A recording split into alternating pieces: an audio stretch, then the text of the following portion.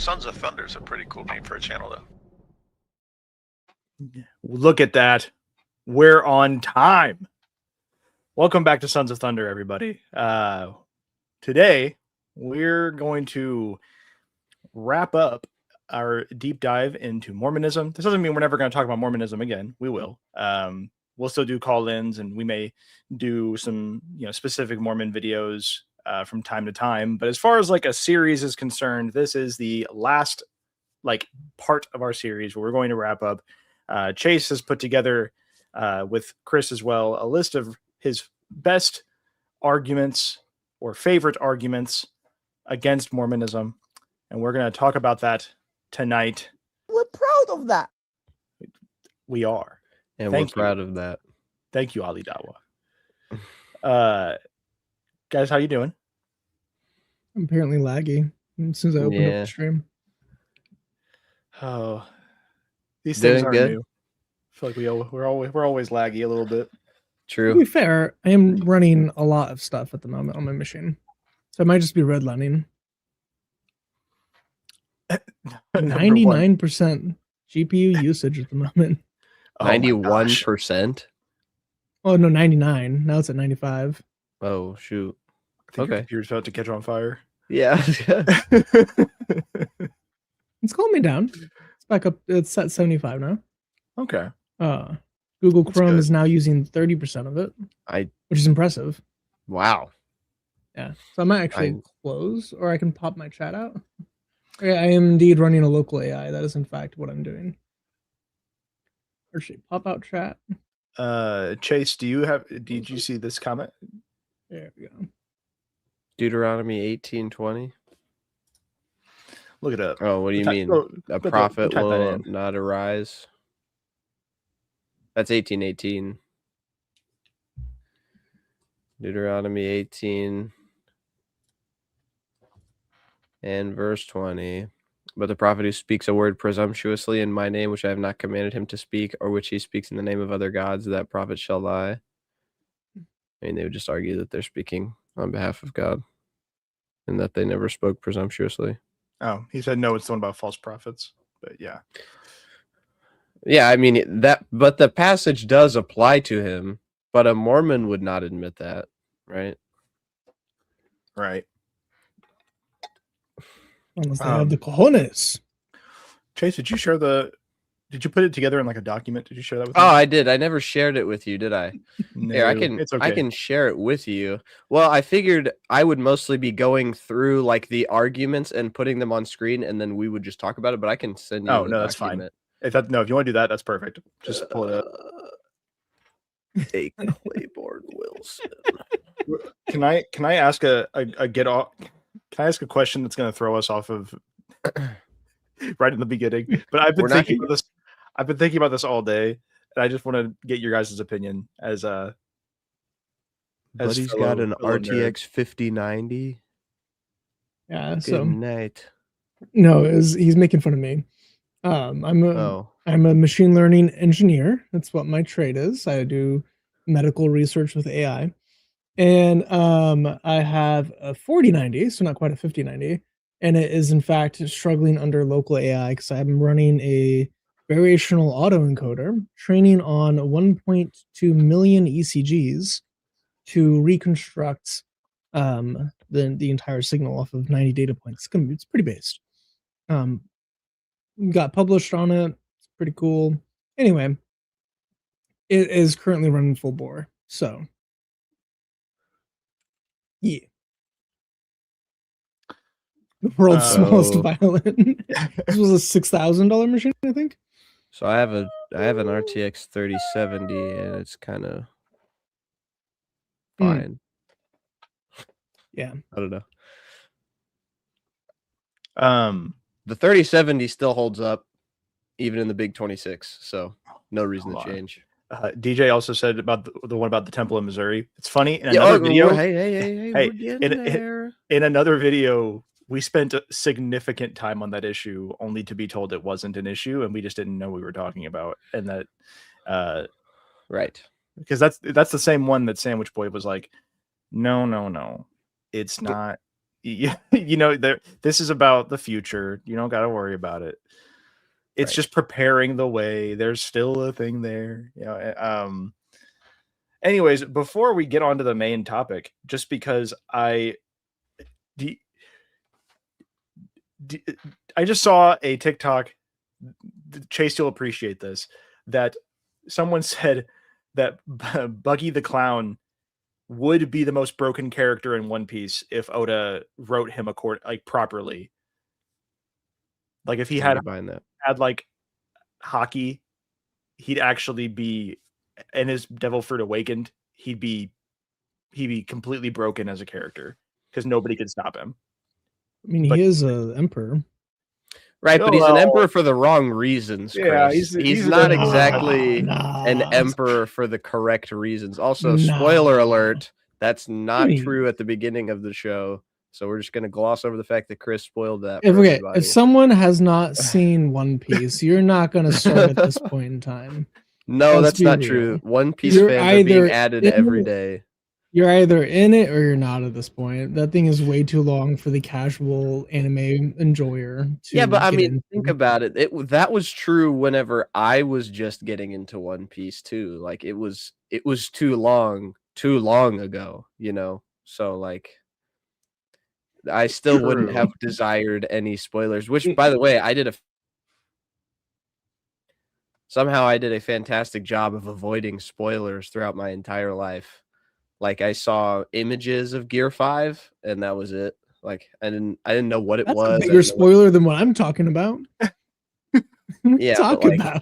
That's kind of something that everyone sees. It's in all the games. I'm pretty sure it's in Shonen. Yeah, it's in Jump Force. So it's okay. Again, following that train of logic, you're not in it. I had this thought. So Sue Storm from the Fantastic Four, I mean, she could create like fields, barriers, right? Like barrier protections. She just like Thanos snap you. Yeah, I was gonna say, isn't it not like unrealistic that she could like think about someone's brain and just like put a barrier around their brain and stop all blood flow to the rest of their body and they would just die? Okay. Or just inside the brain and jiggle it a little bit, and then there's not much of a brain left. Like Bardo's Devil my Fruit brain power. is as strong as steel. Yeah, no. Dude, glad we're all in agreement that is absolutely possible. Law's Devil Fruit is broken, and another one that doesn't get written correctly. That if it he does not get written correctly, he absolutely could be broken. Kid gets overwritten, and Law gets underwritten. in terms of his Devil Fruit power, you're like, I don't think magnetism what? But then Law's Devil Fruit is like, I don't know, I can do whatever I want if I'm in the operating room. Yeah. It's like wait. But also it carries over to the outside of the OR. So it's like, wait. What? Yeah. All right. I will document 836 when we get into the actual topic. All right, Chase, go ahead and pull up the arguments. I just wanted to see if we were all on the same page about that, because I've been thinking about it for like 2 days now. That's a good question. Good question. That's Buggy versus Law would be like the if they were correct match. Yeah, because exactly. Because it wouldn't matter what Law does, because the problem becomes Buggy. The problem becomes he's a clown. Okay, you see, Law can only use his power so much. Yes. Whereas it doesn't look like Buggy gets exhausted whenever he separates his body parts from himself. So it's not like liar. It's not like he's, I don't know. Anyways, hold on.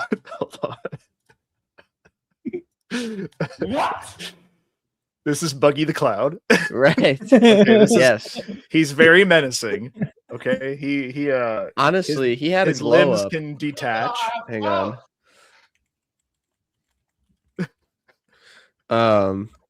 He had a glow up. Yeah. This here. Well, it's really small. Hang on. You can go full screen on it. Well, it's so small. Like, I guess you could probably see that. So he had a significant glow up. That is terrifying. In this, when he like separates all of his appendages, he actually does look kind of cool. Like, I won't lie, this is a acceptable use of his power, because he makes himself just massive. And he's got the hair. So click on one of the live action versions. That's even absolutely scarier. not. I'm good. No reason. No reason. But yeah. Anyways, so Mormonism, oddly enough, doesn't have much to do with One Piece. Excuse you.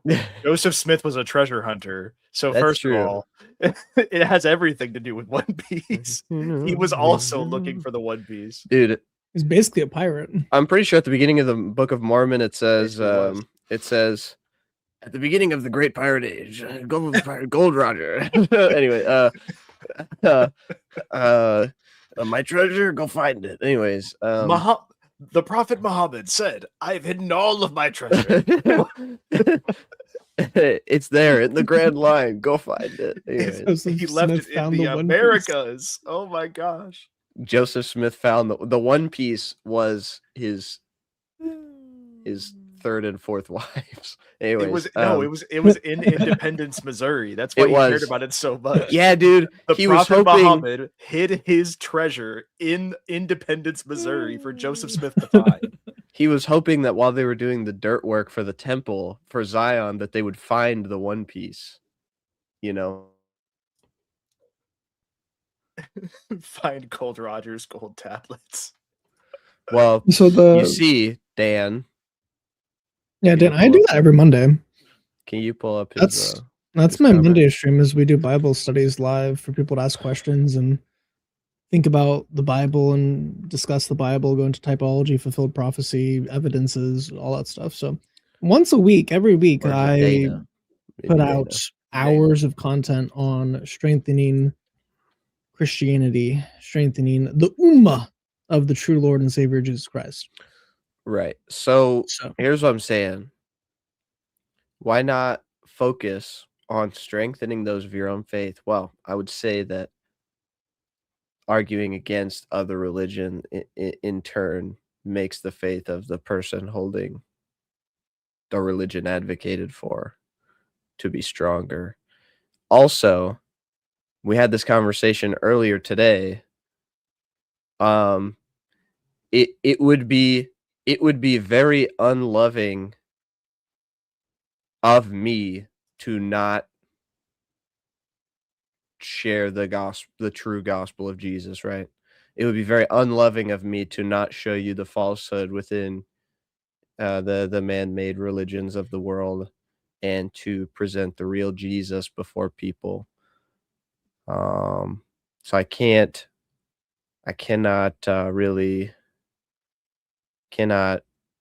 take your advice.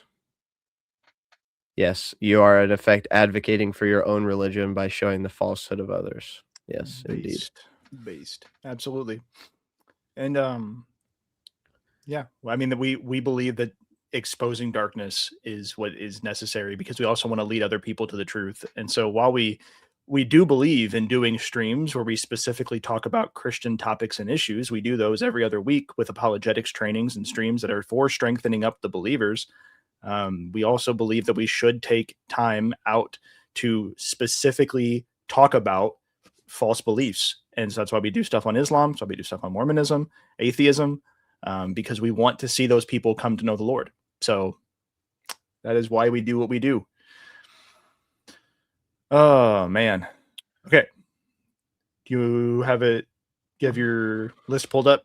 Yeah, I do. I think we're going to go 5-1. Not because I hate starting off with my favorite one.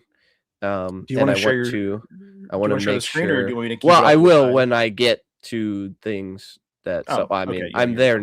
So here.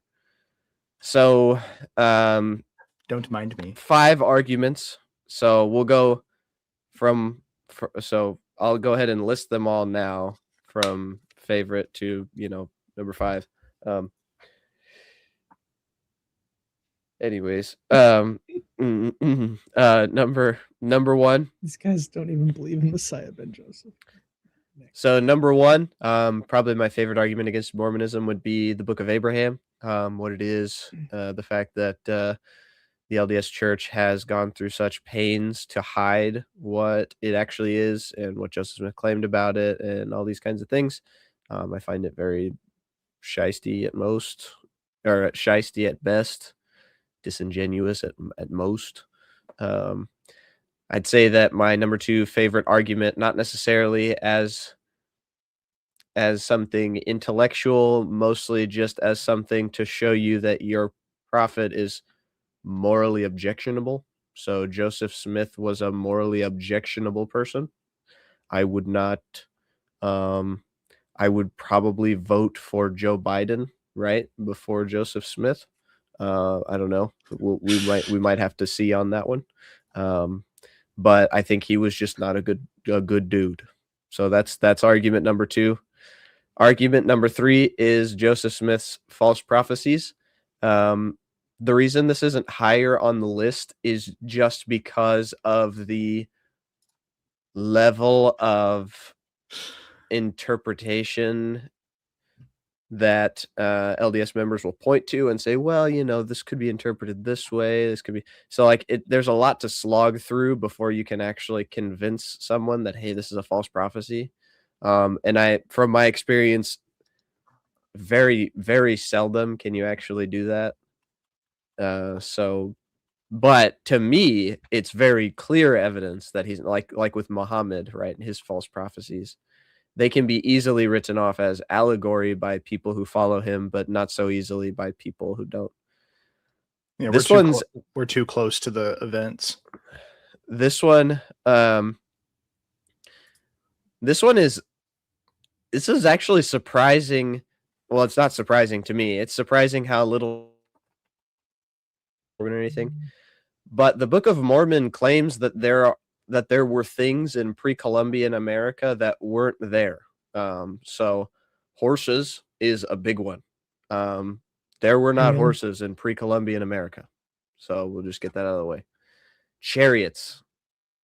Well, if there weren't any horses, then there sure as heck weren't any chariots to pull them, right? Well, they were using bison, of course. Right.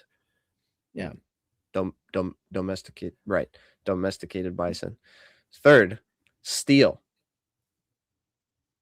Nope. That was not a thing. Was no steel in America. Last, elephants. Okay, I'm going to include elephants. There were species of mastodon, obviously, throughout America. The problem is that it's not really in the same way that it's described. I don't have it really in the list, but it's just very odd to me. I'm like, I don't think, no. But I digress. And then last but not least, everyone's favorite, Native Americans aren't Jews. So that's kind of that's number 5. Bro. Same old good. Tropes. I'm good. Boring. I mean, that's then leave. The point of the point of it is, if you can't disprove these same old tropes, there's a point of why they still exist and why they're still the consistent arguments. Dude sounds like a Muslim for real. Just then this isn't for you. Hey, go ahead. Have a laugh. Hang out. But anyway, so those are my top 5. Wait, you don't claim natives are Jews? Yes, you do. Yes, you do. You should. You do, in fact, claim that Native Americans are Jews. And I would like to show you that, because this is have me on. You can't just come up here and debate. Well, we do call-in streams. We'll be doing one this Friday night. So you are absolutely welcome to come call in on Friday. Oh, nope. Okay. Hey, yes, you do. Oh, he meant no. Yeah. Go ahead and pull it up, Chase. Whatever you got, pull it up. Yeah. Okay. So Doctrines and Covenants 54. So here's where we'll break in. We'll break in with number 5, which is Doctrines and Covenants. Oh my gosh, if he's gonna keep spamming though. Doctrines and Covenants I'll just go ahead 54. and say this, David McFarland. If you spam the chat, we will kick you. Yeah. You are more than welcome to have your points and say what you want, but if you spam like 50 messages, we're just gonna kick you. So this is kind of a commission. So, well, we'll just read here. So, revelation given through Joseph Smith, the prophet, to Newell Knight at Kirtland, Ohio, in 1831. Members of the church living in Thompson, Ohio, were divided on questions having to do with the consecration. Oh, prophet, that doesn't have anything to do with it. But he's essentially, he's not condemning, but commending Newell to service. And he says here in verse 8, and thus you shall take your journey into the regions westward unto the land of Missouri, unto the borders of the Lamanites. So who are the Lamanites, David? The Lamanites are Jews. They are Jews, right? That's not a controversy. These Lamanite people are Jewish, of descent from Joseph. I don't know if he says if it's Ephraim or Manasseh, but it's from Joseph. The Lamanites equals Alzut. Anyways, what do you mean? No, they're not. The Lamanites are 2 Jews. Hey, Eric. Oh, we don't think that. Okay. Okay. It doesn't matter if you think that or not. This is DNC 54. It says. Bro, what are you talking? Oh no, your argument's bad because we don't think that. So who cares? You're just wrong. What do you mean you don't? Yeah, I mean, you may not have heard that before, but this is actually no. I'm not saying you affirm all Indians are Jews, but you do. Yes, we do affirm Jews to be among the ancestors of Native Americans, specifically in Doctrines and Covenants 54. The westward unto the land of Missouri. So the land of Missouri borders the land of the Lamanites. So we can assume that it's probably west of Missouri, the immediate vicinity there. The immediate vicinity, at least there, is where the Lamanites were found. Just throwing it out there. I mean, that seems to be the very clear reading. Am I missing something, Chris, Andrew? No, I mean, no. Nephi was a Jew. They're the brother of Nephi. Land of Missouri, under the borders of Lamanites. I mean, right. It's saying that. To me, this is saying they already were established in Missouri. Yeah, right? so yeah, they're in Missouri. So they were Jewish natives, and I'm sorry, but genuinely, it does not matter if or if not you teach that. This is what your religious text says. So you can tell me you don't teach it. Who cares? Who cares if you don't teach experts? It'd be like Muslims saying that we don't believe in child marriage. The Quran explicitly allows and teaches child marriage.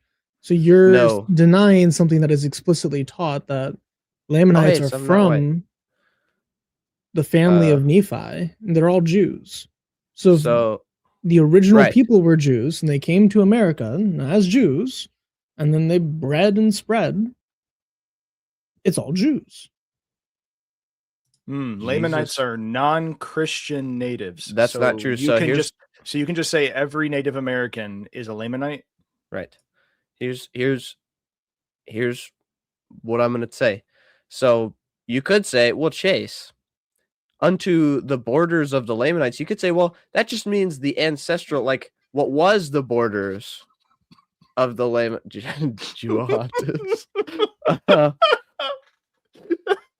That was so funny. The Quran does not teach against child marriage. Fun fact. Why? Like, okay, Nick, I love you to death. You've had some of the worst takes in our chat. I won't lie. Oh man, he's not really a Muslim. He's a very strange fellow. I feel like he's a Gnostic who identifies as both Mormon and Muslim at the same time. I can laugh if I want to, David. Here's the thing. What a combination. He's an interesting fellow. Interesting fellow. By far the strangest person I've met. Well, this just means what was the borders of the Lamanites, but they're no longer there. So the modern Native Americans are not Jews. Well, you are more than welcome to look this up. The problem is I couldn't find a good way to link to this, but it's in the History of the Church, Volume 1, page 315. Clears a lot of things up for us. This is also signed by Joseph Smith. This was one of the things that he said he wrote specifically. It says, the Book of Mormon is a record of the forefathers of our Western tribes of Indians. So it's not all the Indians, right? Probably a lot of the Blackfoot, Eastern America, not included. Fine by me. Having been found through the ministration of an holy angel and translated into our own language by the gift and power of God after having been hid up in the earth for the last 1400 years, containing the word of God, which was delivered unto them. By it, we learned that our Western tribes of Indians are descendants from that Joseph which was sold into Egypt, and that the land of America is a promised land unto them, and unto it all the tribes of Israel will come, with as many of the Gentiles as shall comply with the requisitions of the new covenant. So he makes it very clear that not only are they descendants of Israel, but of which tribe in particular, and that is of Joseph. I would be. I feel like I should have. I should have linked to it. So I'm gonna find it real quick. You guys keep talking. I'm gonna go. Comments are so good right now. I'm gonna find it. So funny. I put David in timeout for 5 minutes because he was just annoying me. So real.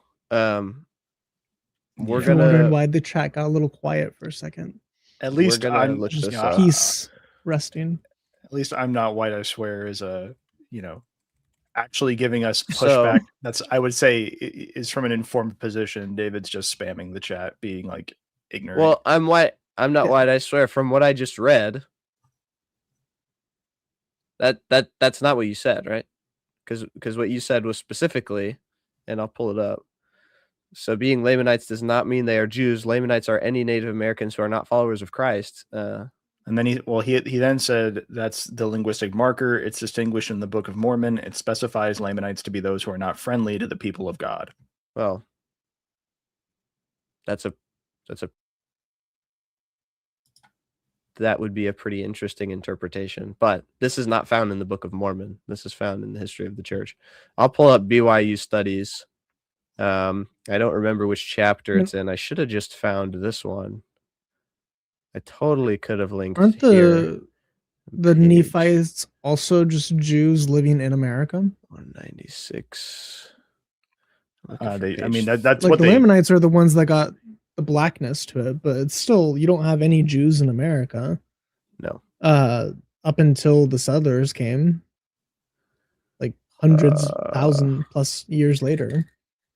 2,000 years later, if I remember correctly. Okay, hang on. I'll find this quote real quick. Sold into Egypt. Yeah, here we go. So here's your Nick. Here is your official book. So this is from BYU.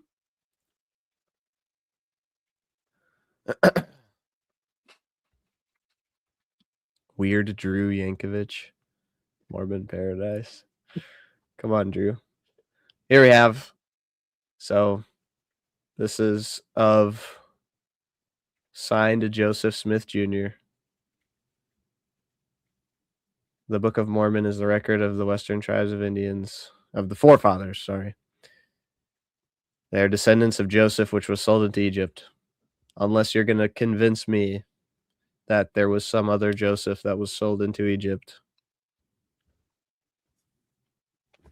I don't know who else this could be. I don't. But they don't teach that. Oh man, No, they don't teach it. No, because it's it's embarrassing and it's wrong, right? So here, and that's one of the reasons why I have this linked. Ta-da! Wikipedia. Anyways, yeah, we'll do. No, we don't. Thank you. It says here, indigenous American populations descend from and share ancestry with an ancient East Asian lineage which diverged from other East Asian peoples prior to the last glacial maximum. They also received gene flow from ancient North Eurasians, a distinct Paleolithic Siberian population with deep affinities to both European hunter-gatherers and basal East Asians. So essentially what that means is from Eastern Asia, so like the islands, Polynesia, not really Japan, mostly mainland Asia and then the islands. And then also from Siberia, so when things were a little bit closer together and things would freeze over, apparently these Siberian people migrated across ice to America, which is apparently true. That doesn't account for a lot of them. It doesn't account for most. I think it's like less, maybe about 10% of Native American people are like Eastern European. But regardless, long time ago, right? You know, way before a lot of the things that are claimed about Mormonism ever, way before a lot of the claims of Mormonism ever happened. So there's no evidence of any Semitic ancestry within within the Americas. So yeah, it says East Asians are the Jaredites, but they're not the Josephites, are they? Because that's what Joseph Smith claimed. Are they descended from Ephraim or Manasseh? Because if not, man, dude, it's Jacob Hansen's brother Adam. I'm just messing. No, I don't particularly want your phone number. you don't have to put your phone number in chat. I think it would get spammed. It does say the lineage. David, we'll be live on Friday this week. You can, Chris, we'll have a call-in line and everything, and you can call in. Tonight we're not doing call-ins, but you can call in on Friday, and we can talk. Chris, what does the highlighted part mean to you? By it, we learn that our Western tribes of Indians, Native Americans, are descendants from that Joseph which was sold into Egypt. This is because they were Nephites/Lamanites, which are from the tribe of Joseph, which exiled there after the destruction of the first temple. By boat, supposedly. So none of that is true, but that would make them explicitly of the tribe of Joseph, both those who were not cursed with black skin and those who were cursed with black skin. True. So, which is another interesting aspect. That's another doctrine that changed.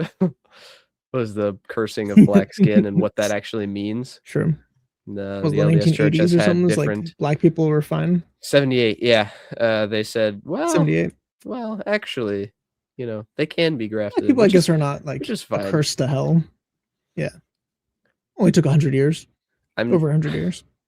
What information have we gotten incorrect? I just started. David, what the things that I said are not correct? So, David, I need you to lock in. Okay. Honestly, hold on. We need to get this out because like it feels like you came into this completely disingenuous. You don't actually want to listen to anything we're presenting. You just want to make fun of us, talk about how we're not experts, talk about how we're not scholars. And so our opinion doesn't matter. We're not giving you opinion. We're reading your sources. We're reading your sources. That's what we're doing. We're reading and presenting. You can call us not scholars all you want. We're reading what you all have available. This is your stuff. Right. And in your own things, it says Nephi's and Lamanites are descended from Joseph. I genuinely, David, I do not care what you think the church teaches. This is what it says. It says they were descended from Joseph. If you want to cope, you can cope. I don't care. That's what it says. Don't try and gaslight us into thinking that's not what it says. Oh my gosh. This is crazy. Hearing these people say, no, we don't believe that. We don't teach that. We don't believe that. Then why does it say that? Yeah. Why does it say that? Your individual church might not teach that. At one point, this was what they taught and believed. Andrew, you don't understand. They're spiritual children of Joseph. Right. And what that means, gets out of it.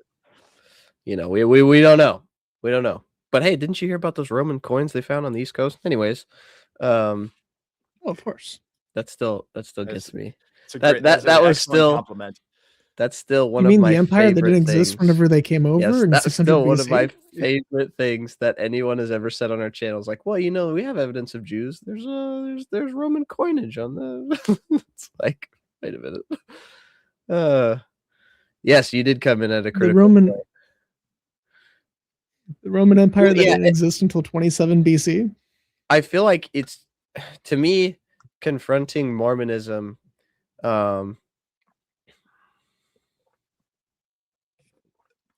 Yeah, he's not interested in actually learning anything. I feel like whenever I engage with Mormons or I engage, this is one of the things that I would say Muslims are good at, is that if nothing else,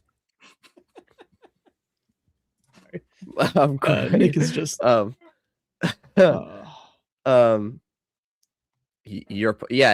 Chris, you might as well quote your popes. What I'm saying is that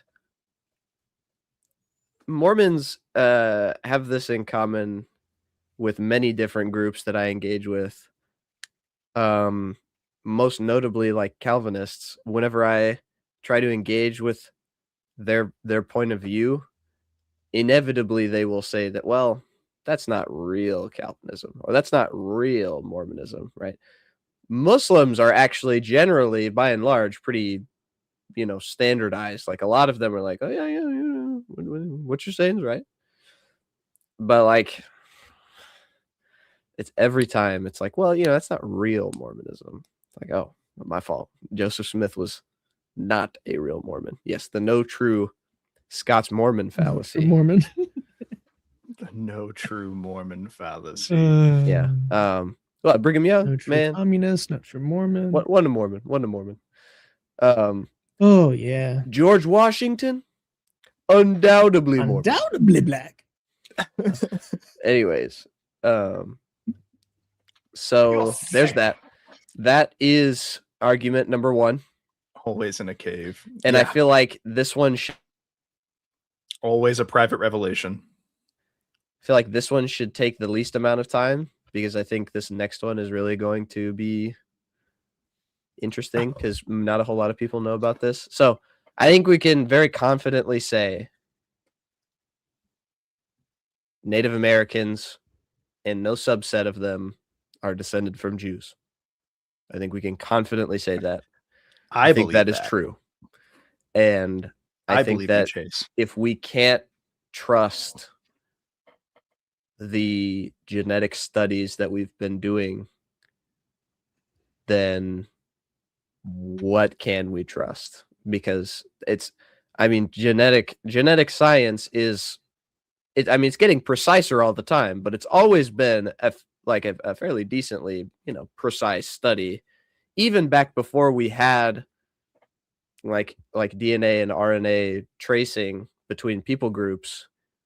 it was still very apparent that Native Americans did not function in any way, shape, or form similarly to any Jewish group throughout the world, including when they supposedly came over. So, we have just no evidence of that. What we have less evidence for is horses. I call this one Horses, Chariots, Steel, Oh My, because in this we see. So we'll pull up here. The Mormon pony dilemma? Ether. Is it ether or ether or whatever? We just had, as we were doing this, somebody commented on the Joseph Smith video I put out on Monday, and they were talking about like basically everybody is against the Mormons and has like altered the history to disprove Joseph Smith. Right. But he really knew the real truth. So here's the best part. So this is horses. Yeah, horses and elephants. Oh boy. It says here in verse 16, and the Lord began again to take the curse from off the land, and the house of Emer did prosper exceedingly under the reign of said one. And in the space of 62 years, they had become exceedingly strong, in so much that they became exceedingly rich, having all manner of fruit, of grain, and of silks. All right. And of fine linen, and of gold, and of silver, and of precious things. And also all manner of cattle, and of oxen, and cows, and of sheep, and of swine, and of goats, and also many other kinds of animals which were useful for the food of man. They also had horses and donkeys, and there were elephants, and whatever that is, and all of which were useful unto man, and more especially the elephants and whatever these things are. So, I remember there's like camels. What do you mean not definitive Jewish? Wait, no, hold on. You saw his third comment. Did you say that there is zero Middle Eastern DNA among Native Americans? No, I never said that. That's the opposite of what you said. We didn't make all claims and not engage with the brother. You can't call the other guy just judges. The zero Middle Eastern DNA American. So I link an article that shows. I never said that there was no Middle Eastern DNA there, right? They're just not Jewish.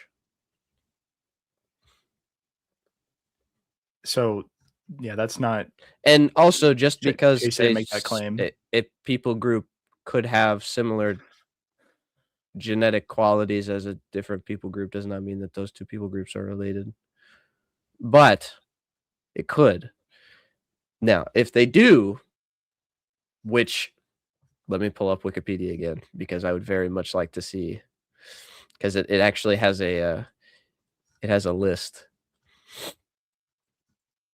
down here.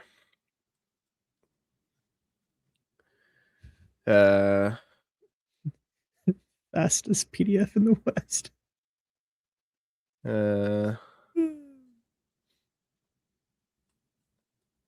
Yeah, but where's the one with all the list of the... come on, could you be any more? Allah only made it appear that there were no horses. You see?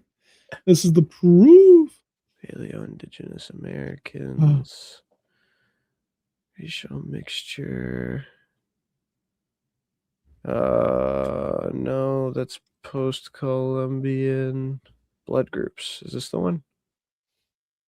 Well, that's different. That's not quite what I was looking for.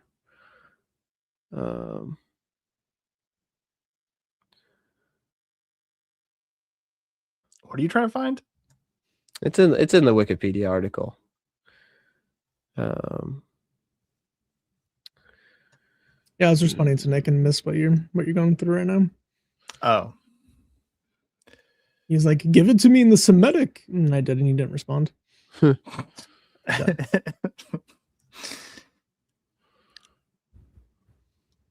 Exactly. You're hidden. The ones who have not yet mentioned. So, Native Americans, where? Where the list is at? I mean, it may have just been in what I read. I think So, a distinct Paleolithic Siberian population. Basal East Asians. This is just like Muhammad. A Kurlam is a nothing. It's a yeah. Kurlam doesn't exist. They don't know what it is. They also don't know what Q-moms are, whatever that is. It's just a likely a large useful creature of the ancient Jaredite civilization whose exact identity is unknown. How could they have come to that conclusion? Anyways, like when Muhammad would mention names of people who did not exist. Yeah. In the lineage of prophets. They later dispersed, which entered the Americas. Also, there were not elephants at that time. I'm well aware of that, Chris. Yeah, we're well aware. We are well aware that there's many things wrong with that sentence. Mastodons and mammoths were not exactly present. News for you, Chris. Some women don't menstruate constantly. It's not about constant, it's about ever. It means those who have never menstruated before. It does not specify an age. It doesn't say those past the normal age of puberty who are not menstruating. It says have never menstruated. That's the technical usage of the Arabic there. That implies any age of a girl if she's never menstruated. So I'm not white. I'd like to engage with what you said. Now, this is just Google, so that's all I'm going off of. But it says there's no genetic evidence of pre-Columbian Middle Eastern migration to the Americas. Extensive DNA research shows indigenous Americans descend primarily from East Asian and ancient North Eurasian populations who crossed the Bering Land Bridge. While there are genetic links, they trace back much further than recorded history and connect to broader Eurasian ancestry rather than specific Middle Eastern groups. I was going to say, from everything I remember, it's so always like been way back the there. natives They're from or Eastern Asian descent. They are Middle Eastern insofar as their ancestors tens of thousands of years ago also went and migrated to the Middle East. So that's that. I don't think that you can make a solid case, even if you could say that they have some sort of Middle Eastern DNA. It is nothing like what we see in the native, Jewish populations in the land of Canaan, or Syria, Palestina, if you will. So, so we have Ether 9 here, right? States horses. Now, Chris and Andrew, horses were not in America before Columbus. Oh. They were in America like 10 to 15,000 years before Columbus, but they weren't like they all died at about it didn't exist whenever 10 to 12,000 years ago is when they all died. So like 6,000 years before the events of the supposed Book of Mormon. Yeah, the Nephites would have, if they existed, which they didn't, but if they existed at that time before Jesus, there were no horses around 600 to 400, 300 BC. Right. Now you could say, hey, Chase, what if they brought horses? Why weren't there horses then? Like, why weren't there more horses? If they brought horses with them, then why weren't there horses? Yeah. What happened between because it's Jesus' the time Europeans, the 1400s.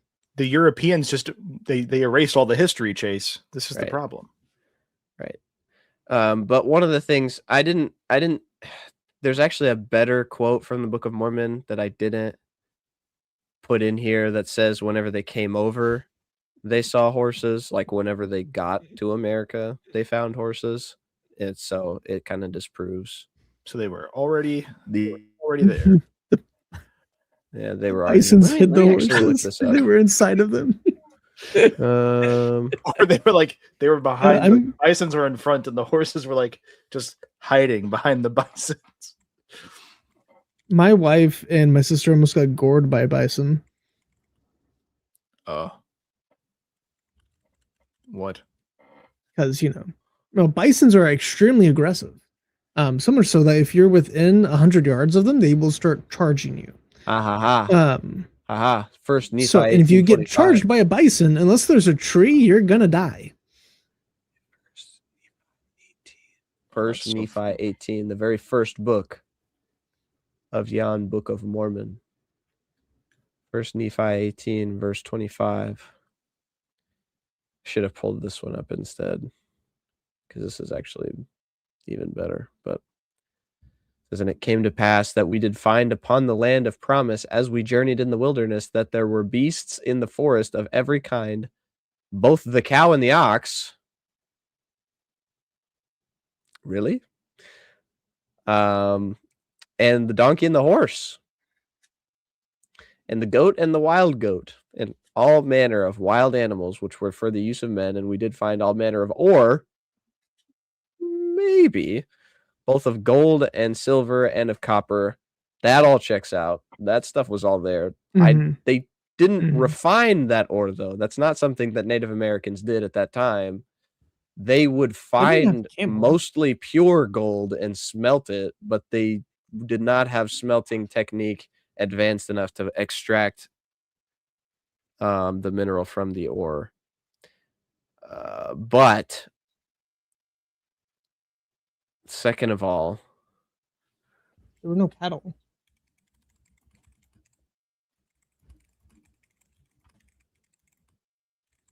Cows ain't in the land. No, there were no cattle or oxen in the Americas before Christopher Columbus. DNA evidence reveals that African cattle were also brought to the Americans. Indigenous Americans did not have domesticated cattle. Had bison. Yep. Yeah. So there was nothing like that. And he's writing this in English too, so you can't even say that this is a translation error where they mean actually just like bovine. Right. He's writing it in English. So if he meant bovine, he would just say bovine. Right.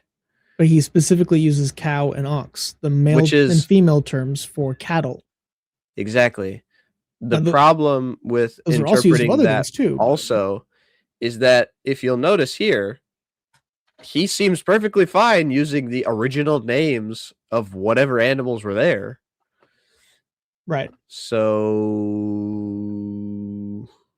I don't know, like, because people will say, well, they're just using horse as like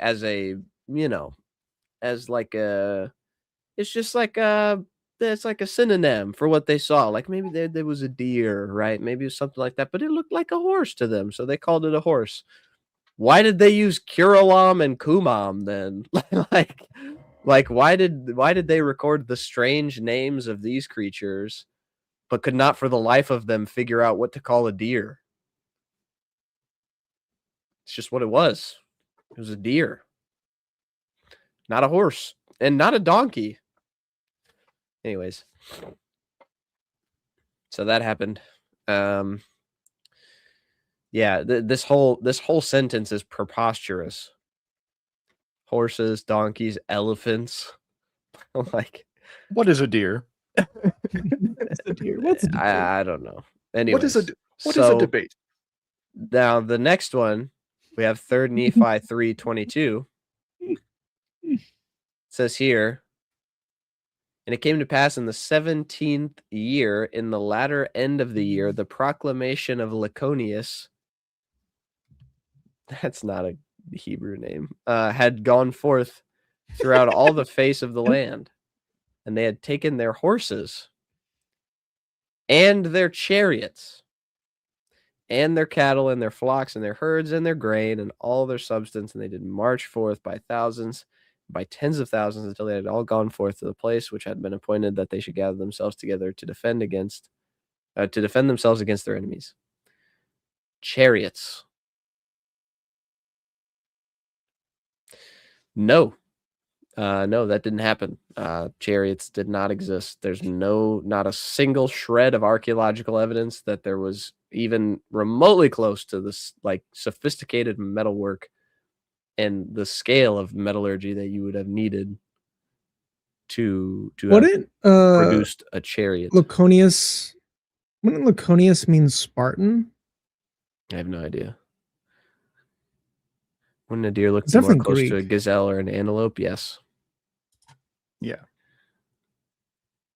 But still, it's a preposterous statement. What do you mean they used horse for deer? That they used Kuralam and Kumam. Well, I think that's the point he's saying. I think the point he's getting at was that they would have used deer for A deer. different- They They wouldn't would have have called it that. Yeah, they they would used have a different known one. that a deer was a deer.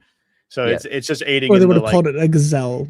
Right. Yeah, or a gazelle. Yeah, they wouldn't have thought a horse was a deer was a horse. Hey, but Jack Ray, you speak the truth. For Just whatever little reason, horse. Joseph Smith decided to write this in King James English. Nobody talked like this in 1820. This was not standard anymore. The these and the thous and the yees were out of the common vernacular by the late 1700s, maybe mid 1700s. Most people would say that it had transitioned, because what was happening was you was Old English for plural second person. Ye was singular second person. So if you wanted to say, hey, Chris and Andrew, would you mind doing this thing? That would be fine, because you're using that in the plural. But if you said, hey, Andrew and Chris, would ye mind doing this thing? Well, that wouldn't be proper, because you would be using singular. But what was happening is people would greet each other with you as like a term of respect. So like kings and members of parliament, right? All of these people would be greeted as you, because it was more like it was more it was more proper because of their status, because they represented the country, because there's more to them. But then people just started saying you to everybody as kind of a term of reverence and respect for one another. And then ye and thee and thou kind of phased out, and nobody used it anymore. But that was way before Joseph Smith that happened. Now, not like thousands of years, mind you, but nobody talked like this. So I don't know why the Lord revealed this to Joseph Smith in 100-year-old English at that time. Like, why would he do that? But anyways, yes. So there's that. Chariots. And 2 Nephi 5:15 says, and I did teach my people to build buildings, and to work in all manner of wood and of iron, and of copper, and of brass, and of steel, and of gold, and of silver, and of precious ores, which were in great abundance. First of all, he is right. Gold and silver were fairly abundant, but I think that's coincidence. I don't actually, he didn't know that. Iron was not in America, and it was not, definitely at the very not least, steel. It was not found widely enough in America. And if it was found and used, scholars would say that it was meteoric, and it was in like northwestern America, but that's like way the heck up there. And so not really even contemporary at all, let alone steel. So now there is evidence, and steel is so hard to make. They were. Like, I don't think people are going to realize that. Like, can I rant about steel for a second? Well, just real quick, I'll finish up and then go ahead. Go for it. What I was going to say is that there is evidence that alloys were used by the Native Americans. They would oftentimes combine copper and other minerals to form like brass, right? To come to these, you know, sturdier metals, but they would not have had steel, and they did not use steel. That was not something that they utilized because they didn't have the sophisticated means of like hard forging steel. You have to forge steel. You can't just make it. Like it has to be made very, very strenuously. And on that, our resident expert, Chris, will have a word. Well, okay, so steel itself doesn't really exist much at the time of the Exodus.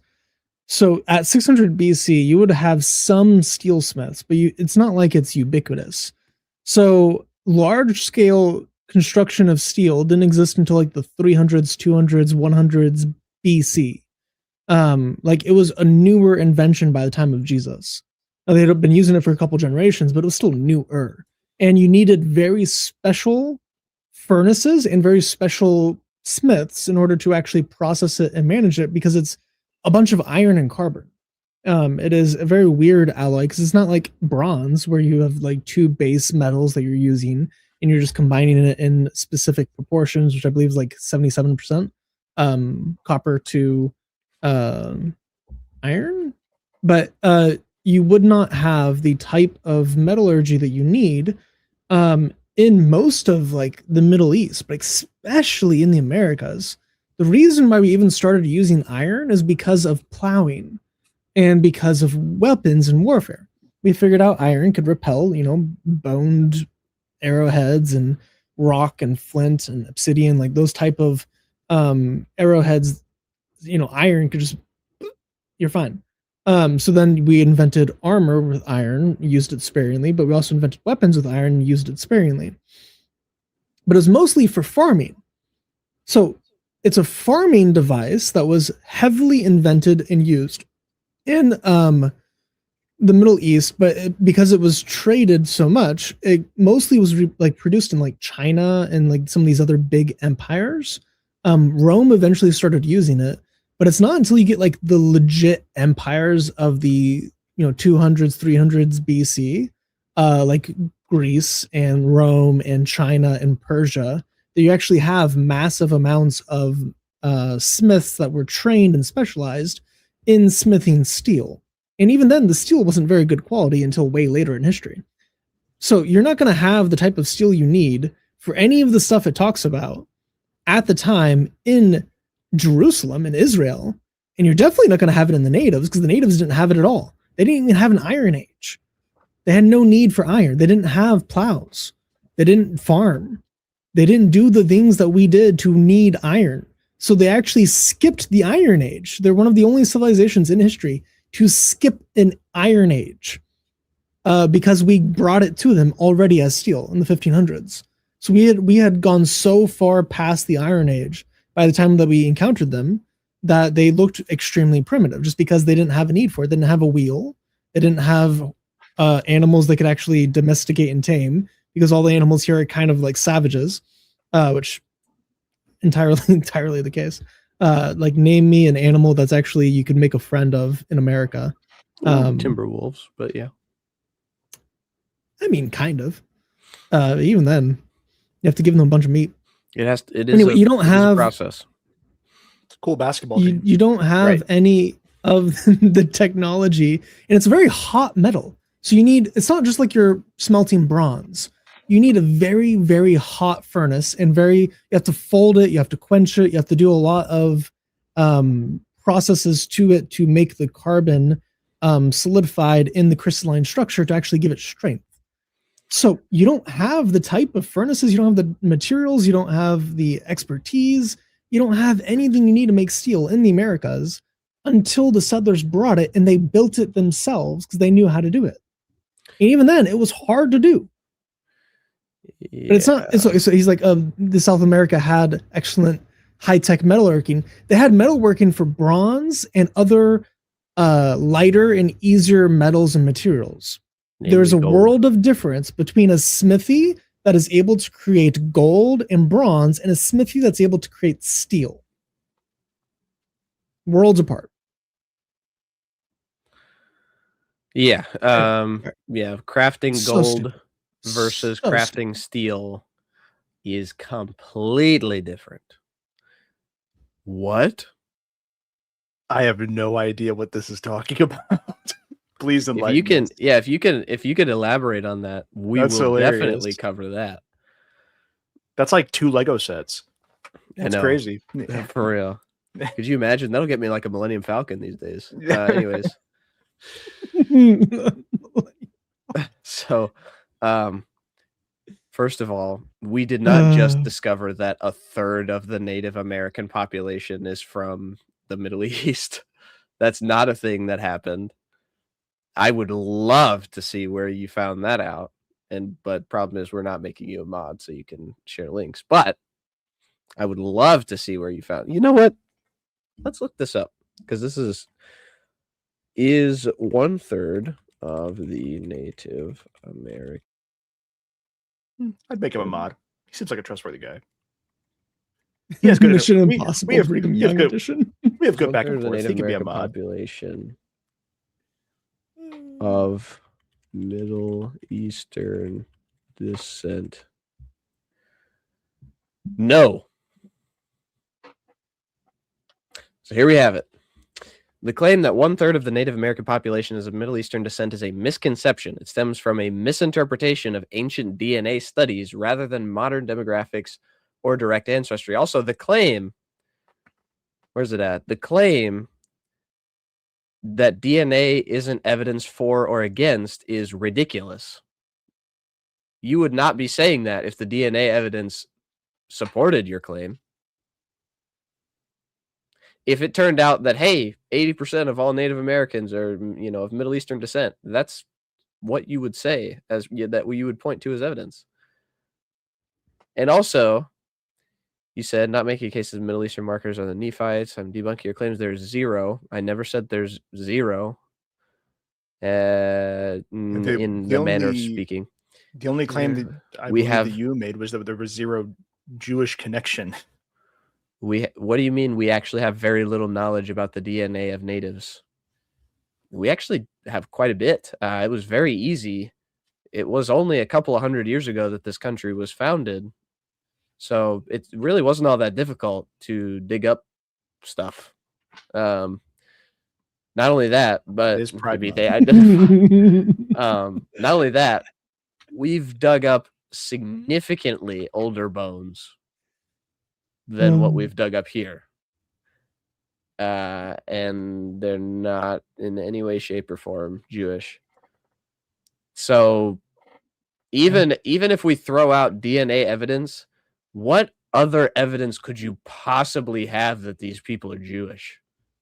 There's no alphabet. There's no phonetics. There's no spoken language that's even anywhere similar to Hebrew or a development thereof.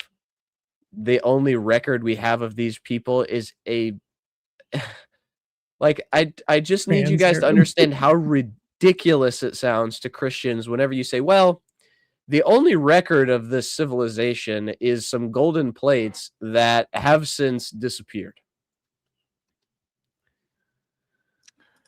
Also, it's too long to explain here, but it seems like Mormon police officers are protecting a guy who stole $200K worth of Legos. That they arrested a guy who was trying to serve him papers. Oof. Oh, that's funny. Okay, Chris, have you checked out the historical tie-ins for 1 Nephi 13? It seems to include the rise of Islam and claims that Christopher Columbus was divinely inspired to travel west over the Atlantic. Also disproves the Great Apostasy.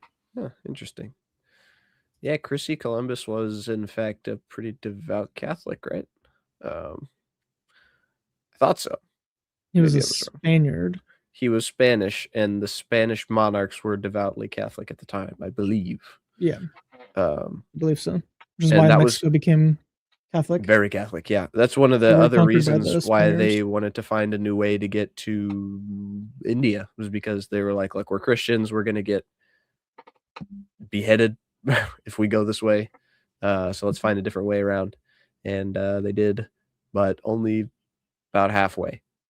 Christopher Columbus made it about halfway, and then but anyways, so that was the thing that happened. Well, thank you for the super chat. Right. Columbus was Thank you, brother. Genoese. He was working for the Spanish. But anyways. He was born in Italy. Yes. Old Chrissy. Lagging so bad.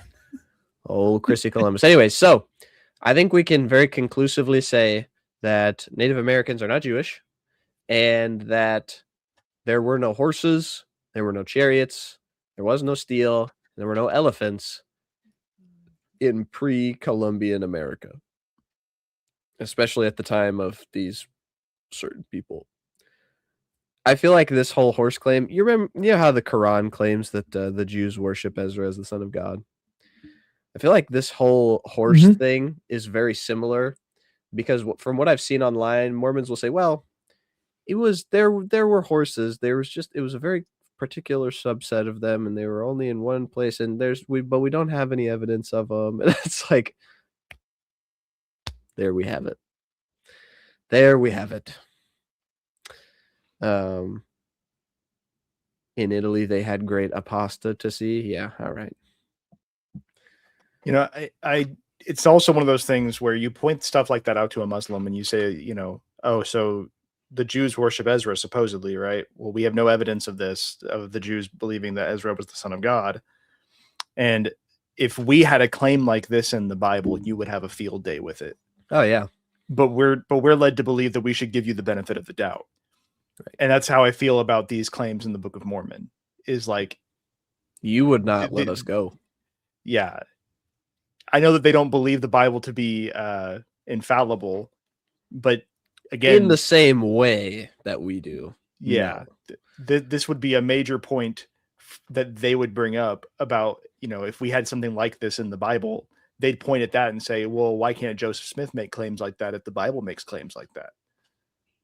So I have no problem with Joseph Smith making claims. He just made it up. He's just made up. It's just made up. I don't know. Anyways, so that's I don't know. There's parts of the Quran that make for a pretty decent story too. But the Book of Mormon is at the very least a better story than the Quran, because in and of itself, the Quran is not a story. He kind of just said whatever he wanted. The last species of native horse in the Americas before they all died out was far too small to ride or to be used as a pack animal. No one would have known what a horse was, would have called it a horse. No people who knew what a horse was would have called it a horse. Okay. It's like calling a dick a deer. Like, sure, it's technically the same species, but deer don't look the same even a little bit. Like, it's like this big. I know you can't actually see me because I'm lagging so bad, but it's like this big. You'll catch up eventually. It's like this big. Bro, I'm not even reading anymore, but I'm still reading on the screen. Oh, that's so funny. You are catching up. We'll eventually get the part where we see how big you are. So far in history. I'm looking at the past. I'm staring at 2025 at the moment. Oh wait, I'm almost there. Oh, it's gonna cut. There we go. There it goes. It's about that big. It's about that big.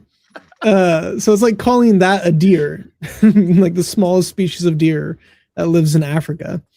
Time traveling, Chris, indeed. Man, it's getting bad. What's my CPU doing? It's like calling a fish. I have 40 minutes until the current epoch is done. So. Oh, there we go. Chris needs another machine to run his AI addiction on. Chris is back in the last dispensation, bro. Where's he coming from? He's back. Anyways, so yeah, so that's all false, right? We know that was not a thing that was happening. Now on to Chris's favorite subject: false prophecies. Joseph Smith's false prophecies. We are going to look at 3 of them in specific, of Joseph Smith in particular, because as I have learned, what up, Ash? As I have learned, hello, brother. Hello, Mormons. Be careful, Chase. We got some powerful dawa in the chat. Right. Yes, Baba We do. We're Ganoush gonna get has destroyed. made it. But no, Ash I'm needs also a on like a Mormon 15-second delay, possibly. Ash's Mormon name will be Hiram Williamson. Anyways, so Okay. here we have. So I read First Nephi 13, Distracting Games brought up earlier. Okay. I definitely see where he gets Christopher Columbus, because it does talk about like the people, the Gentiles who come onto the land had the Bible with them, and they brought it and all that stuff. Like it sounds like Christopher Columbus. The other one, I don't know if it's actually talking about Islam. I could definitely see how you got Islam if you have like Islam on the brain whenever you're reading it. I could see also how it is just the Catholic Church with the way he describes it, because that's also how the Reformers talked about the Catholic Church. For like the great church, that killed all of the followers of God. They talked about it the same way. So whether that is Islam or the Vatican, I do not know. But look, Ash, Hiram Williamson was the best I could think of in the moment. Yeah, you know, it was just off the top of my head. You look, you know, you could pass for a Hiram. I don't know about Williamson, but you could pass for a Hiram. Hey, that's racist or not? It's not racist. That's not racist. You could pass for a Hiram. You know, I'm just saying he kind of looks like a dude who might be named, you know, Hiram. I knew a Hiram. Exactly, right? And he looked just like Ash. Growing up was Mormon, and his brother's name was Hiram. And he, of course, looked just like Ash. No. Right. Yes, he did. He didn't. And then he moved to Israel and changed his name. But I digress. Anyways, Amos but those are like distinctly like Old Testament names. You know what I'm saying? Like this got to be distinctly a Mormon name. What is Baba Ganoush? The best we can, you know, best we can do is Jared. Oh yeah, I could pass for Chase. I wonder what Google would give me for that. You know who else could pass for Chase? What is the most Mormon name? Not you. Anyways, Ammon is a popular Mormon name. It's probably Joseph. I can't front. Probably is Joseph. At least one of them. Muhammad is that Muhammad's that popular of a name for Muslims. You know, like there's so many people named Muhammad. To be fair, how many other people you know who named Chase? That's slightly less popular. I know a few Chases. John Moses Browning. Oh, he's okay. I thought you were John Moses Browning could totally be Ash. Ash could be John Moses. This guy named his kid Hellemans Hunt with an apostrophe in Hellemans. So his name legally has an apostrophe. Whose? That's sick. I'm just on. I typed in what is the most Mormon name, and there's an ex-Mormon subreddit with it. It's like, what is the most Mormon name you've ever seen or heard? There's some funny ones like Lihona, Joseph Hiram Richardson, some Nephi's, all that. Celestial Joy is one other one apparently. But this guy named his kid Hellemans Hunt with a literal apostrophe in the name. So you have to write the apostrophe for the S as a first name. Amazing. What do you call a room full of chases? A pursuit.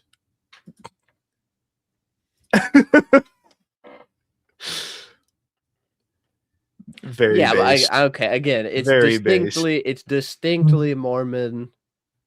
Okay, so that's all I'm saying.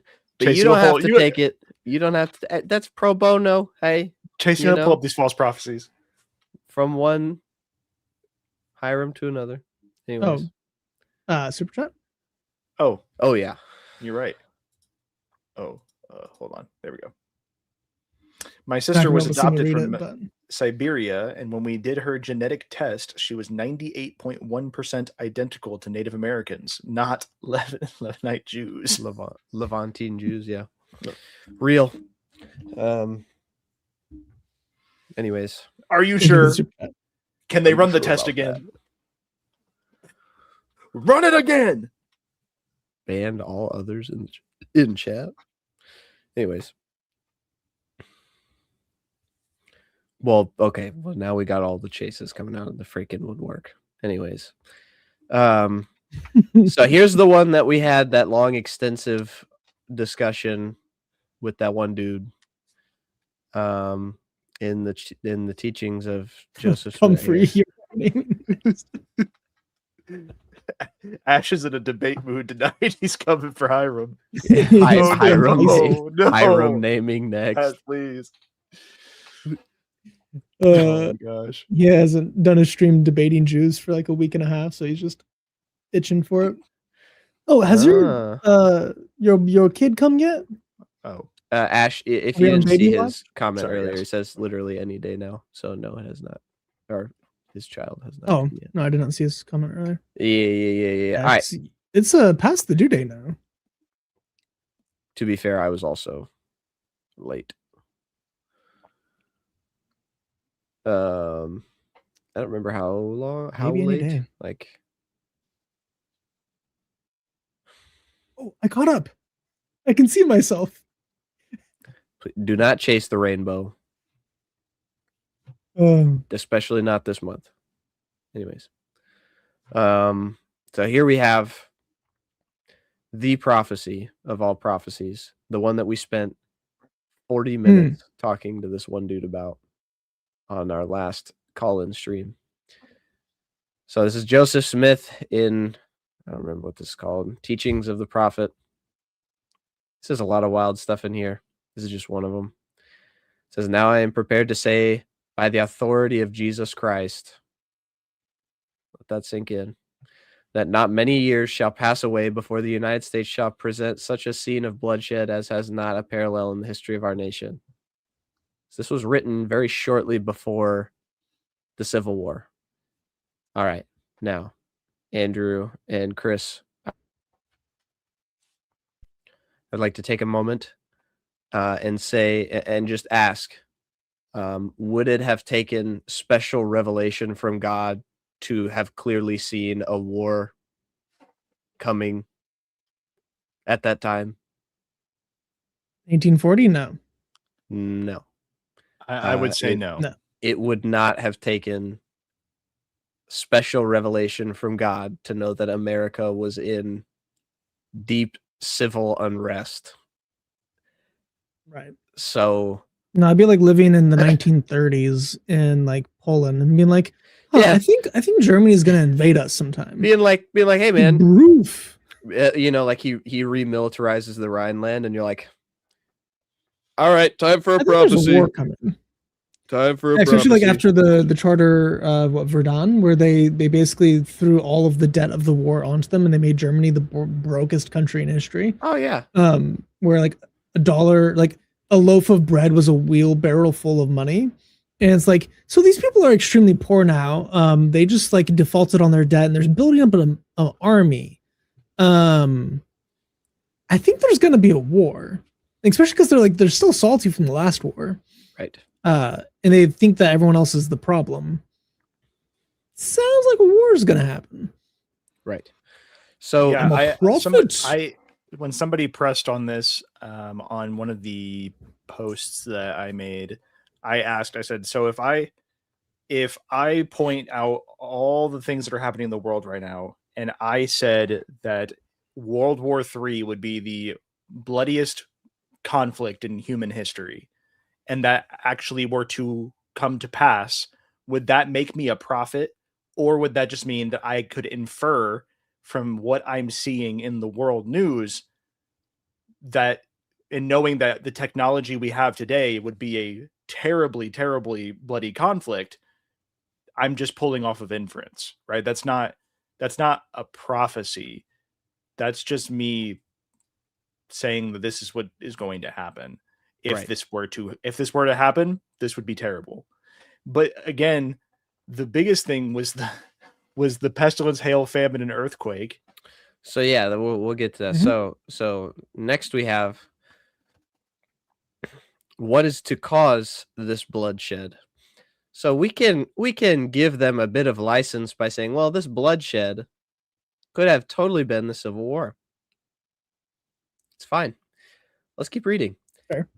Pestilence, hail, famine, and earthquake will sweep the wicked of this generation from off the face of the land.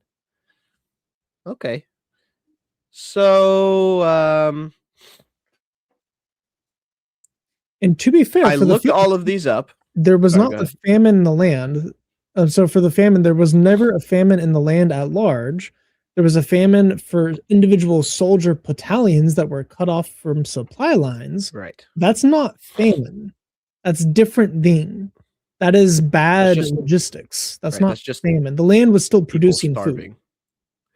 Exactly. Yeah. And that's what I tried to tell the guy the first time. I was like, look, it's not like there was a legitimate famine during the Civil War. People were just dying of starvation. Totally different things. So it's like, now I guess that depends. Well, famine could just mean starvation and not, but it's like, in scripture, whenever we see famine, we see the land wasn't producing food and like livestock was dying.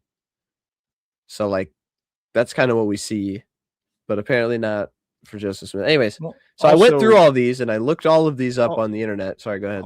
I was going to say the earthquake he mentions an earthquake in North Carolina or South Carolina. No. There was an earthquake in 1865 and it was in Memphis. I thought he mentioned South Carolina. He may. I think he mentioned Charleston. He does for something else. He mentioned Charleston, but that did not happen during the Civil War. Right, that happened significantly later. Yes, much later. And because he quoted that to me, I think in a separate comment, and I was like, how is that at all connected to the Civil War? Exactly. And I'm sorry, I am not trying to excuse any kind of disaster or death or tragedy, but I think 50 people died. That is not apocalyptic language amount of people death, right? Like that's like 50 people dying is tragic. It is absolutely a tragedy. But when we're using apocalyptic language to talk about mass destruction and death, I think we would all assume a number higher than 50. Right. That's like a bad weekend in Chicago. You know what I'm saying? Like, that's not necessarily wrong, but yeah. Sorry, you can continue, please. Yeah. So I looked all these up. So pestilence, sickness, right? We'll say sickness. So how many people died from illness? Well, about 2/3 of all the deaths during the Civil War were due to illness, various illnesses, malnourishment. Well, malnourishment was more starvation, but like nourishment related issues, marching, feet problems, like legitimate airborne illnesses, that accounted for about 2/3 of the deaths of soldiers in the Civil War. So that checks out. Hail. Didn't nobody die because of hail? I don't know if I'd actually say Civil War. I personally wouldn't even say pestilence checks out, because that type of pestilence that they went through, it wasn't like a plague. It wasn't like what happened in Egypt. It wasn't something like miraculous. It was just like people had malnutrition and they got sick and died. Right. Or they died to exposure. Like that's not pestilence. It's just like what would normally happen if you don't eat much food, then you're out in the outdoors all night and all day for several weeks. You're probably gonna die. Yeah, it's not like the death of the firstborn, or it's it's or like the bubonic plague or something like that. The Spanish flu. But I mean, hey, we'll give it to him, right? 2/3 of all the deaths had to do with some sort of disease related causes. Hail, however, does not check out. And Buddy was like, well, hail could also refer to war, because you see in the Old Testament, God says something about hail and it actually means battle. And then Chris looked it up and he said, no, it didn't happen. Chris, do you remember where that was at? That was in Job, wasn't it? Yeah. Right. Hailing So down it's bullets. in Job. Yeah, No, it's in Job and it's in Exodus, and it's the same language. So in Exodus, it's literally hail, right. and Job is relating to it in the similar way, where it's God bringing a storm. Well, the idea of God's storm of destruction is that it's like hail and lightning, and like tornado, like it's going to destroy you in the storm itself. It's not a euphemism for war. Right. Um, So hail anyway. did not kill anybody, nor did hail have a super significant impact on civilized America during those years. I don't think. Famine. All right. Well, again, depending on how you actually use famine, we'll say for the benefit of this, discussion, we'll just call it malnourishment. So malnourishment in general, right? Whether that means eating too much of the wrong stuff or not enough at all. 50,000 people died roughly during the Civil War because of malnourishment. So we'll give it to you. However, the last and most unequivocal of all is this earthquake. Well, is earthquake. So that could mean an earthquake. That could mean multiple earthquakes because it doesn't necessarily say hails, but it says hail, even though technically it's plural already. And I think all of those are actually plural. Famine. No, Famine is it's a singular. hail. Anyways. Yeah, an earthquake will sweep the wicked of this generation from off the face of the land. So there was an earthquake in 1865. Good job, Joseph. Unfortunately for Joseph, nobody died. Memphis, Tennessee, 1865, earthquake hit. Nobody died, unfortunately. There was like one street that had some of the buildings messed up. Right. It was not a big deal. And I have another problem with this. So let's continue to read. It says to open and prepare the way for the return of the lost tribes of Israel from the North Country. Now, what the North Country has been a debate. Not all Mormons agree on the North Country.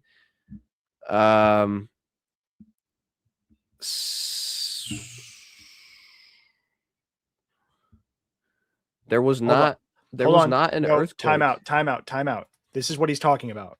He's talking about the earthquake in Charleston. That happened, I believe, 20 years after the Civil War. It was like 20 years after. It was like 20 or 30 years after the Civil War. That is, you can't connect those two things. Those are not applicable. Yeah. And again, that's not us ignoring his. I read what he said. I commented back to him. That's not me ignoring what he said. I'm acknowledging what he said and saying that doesn't apply. Something that took place. If you're claiming this is the Civil War, sure. We fought about this, and you're right. Sure, it's a Civil War.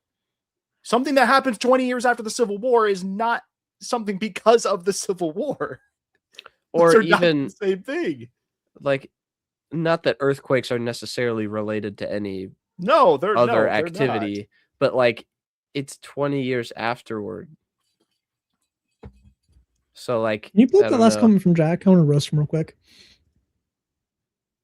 Boy, you telling me I'm a Yankee because I spelled Tennessean the right way? Excuse you, sir. We drop the second E in the middle E parts, the TENNEESSEE. We drop that second E to make Tennessean. I'm born and raised near Nashville. Well, I wasn't born in Nashville. I was actually born in Michigan. From like 1.5 to 23, I was a Tennessee. Excuse you, sir. Back off. Anyway. Hold on. So that's like saying Trump almost got pew-pewed because of the Twin Towers going down directly. I mean, yeah, that's the same. That is roughly the same time frame we're talking about here. That is about 25 years difference. So yeah. Anyways, oh gosh, that was a while ago, wasn't it? Never mind. Anyway, sorry. Continue. No, yeah. Well, 9/11 was 25 years ago. I wasn't talking about 20. I was talking about the Trump situation. That was that was longer like 2 ago. years ago. Yeah, I forgot that was 2 years ago because I said that was 25 years ago, and I went, oh no, that would have been 23 years ago from that moment. So right, yeah. I just realized how fast time is. Are you saying? I think Jack was actually saying that Tennessee is not part of the South. I also take offense to that, sir.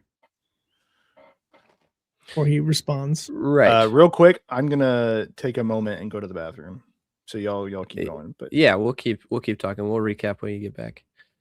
So the North Country. Where exactly is said North Country? Mormons have disagreed throughout the years. Some Mormons will say, well, they're underneath of an ice cap, the polar ice cap, the northernmost polar ice cap. You heard me right. Some of them will say that. She was running. Some of them will also say that the North Country is just generally referring to like the northern hemisphere. So like, because most Jews did not migrate south, they migrated north. But even it was a forced migration, but whatever the reasons are. Now in Yankee State. So that's that. I would just like to ask, however, so Chris, let's say in 10 years' time that a mass migration of Jews descend upon America, right? In what meaningful way did the Civil War prepare the way for these people? They did. So okay, let's try to stillman it. All right. So I can just be like, no, I didn't. Ha ha he he. But let's try to think stillman real quick. So the Civil War. What were the effects on the country from the Civil War? You destroyed. You dissolved the Union. Then you reinstituted the Union. Right. But the Union still separated the Canadians from America because it's talking about the North Country. That's not America. It's Canada or the Arctic. Canada was not introduced into America, so that's not. There was not a mass exodus or a mass immigration into America from Canada during that time period that I'm aware of, because that was also the French-Canadian War was during that time period, if I remember correctly. A little bit, no, as the Revolution War, not this one. So, was there a single mass exodus or mass? Let's see, mass immigration from Canada post Civil War? I don't think there was a single one that I can recall.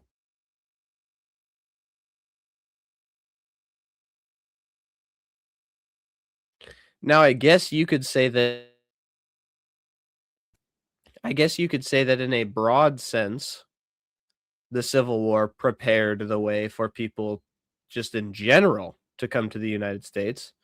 So it's not like this is some sort of special preparation by God for Jews to come over to America.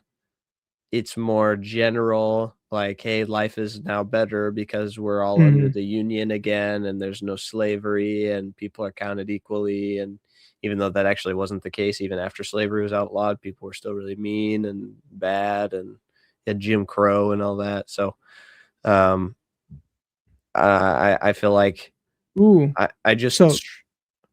there was a mass immigration from Canada to America post Civil War. From 1865 to the 1900s, there was around 1 million Canadians that migrated from the Canada to the U.S., and it is referred to as the French-Canadian Exodus. But these are not Jews; they're French Canadians. Wait, but are they Jews? They're not Jews, but there was actually a mass immigration following the Civil War into America, and they were all Jewish. All right, so let's see. Of the French Canadians, they were all Catholic. They had to have been all Catholic. How many were Canada's Jews? Catholic. Not that you can't be Jewish and Catholic. Sure.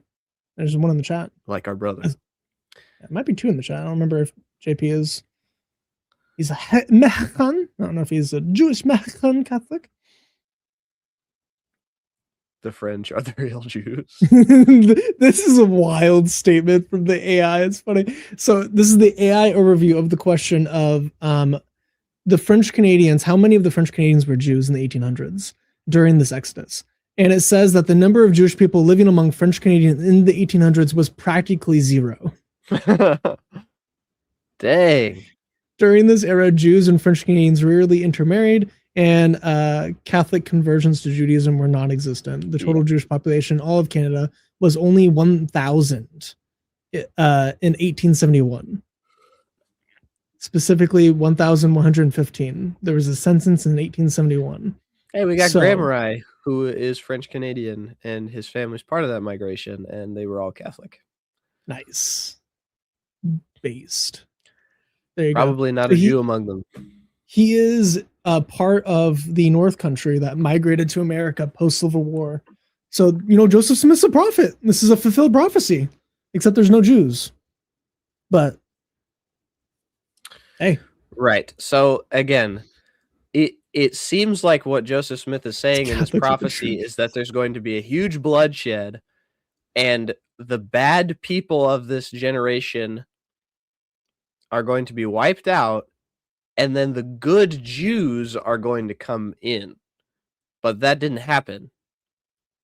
The wicked of this generation were, by and large, not wiped out.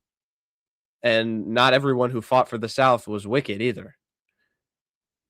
You're the only 10 I see. Sorry. So, well, I really don't want people to take it out of context. Not everyone who fought for the South was fighting explicitly for slavery. Correct. There were quite a few people who were fighting for the South who just thought that the Union was legitimately becoming tyrannical. They weren't. The Union was not exercising some sort of tyrannical control, because by and large, the civilized world at that time had already gotten rid of slavery, and the compromises that were being made were well behind where just about everybody else in Europe was at the time. So they weren't really exercising some sort of, tyrannical activity in the North. So they weren't all wicked, and I don't know, like it makes it seem like the wicked from this generation are going to be gone and the good Jews are going to come in, and that it didn't happen. Right. It is the wording that I would agree with the most. And not all the wicked people were killed. It's not like the Union rounded up and executed all the generals. They were actually treated fairly, decently after the war. I mean, they were all seditionist traitors, and they committed treason. So that there is already, sentence enough. But at the same time, they were mostly not, I don't know, like they weren't swept from the face of the land, right? Yeah, and as Tejano is pointing out, Robert E. Lee only sided with the Confederacy because he was from Virginia, and the Confederacy had already reached out and asked him to march on orders from the South. Yeah, Robert E. Lee was just a fantastic general. Yeah, if he didn't actually join the South, the Civil War would have been significantly shorter.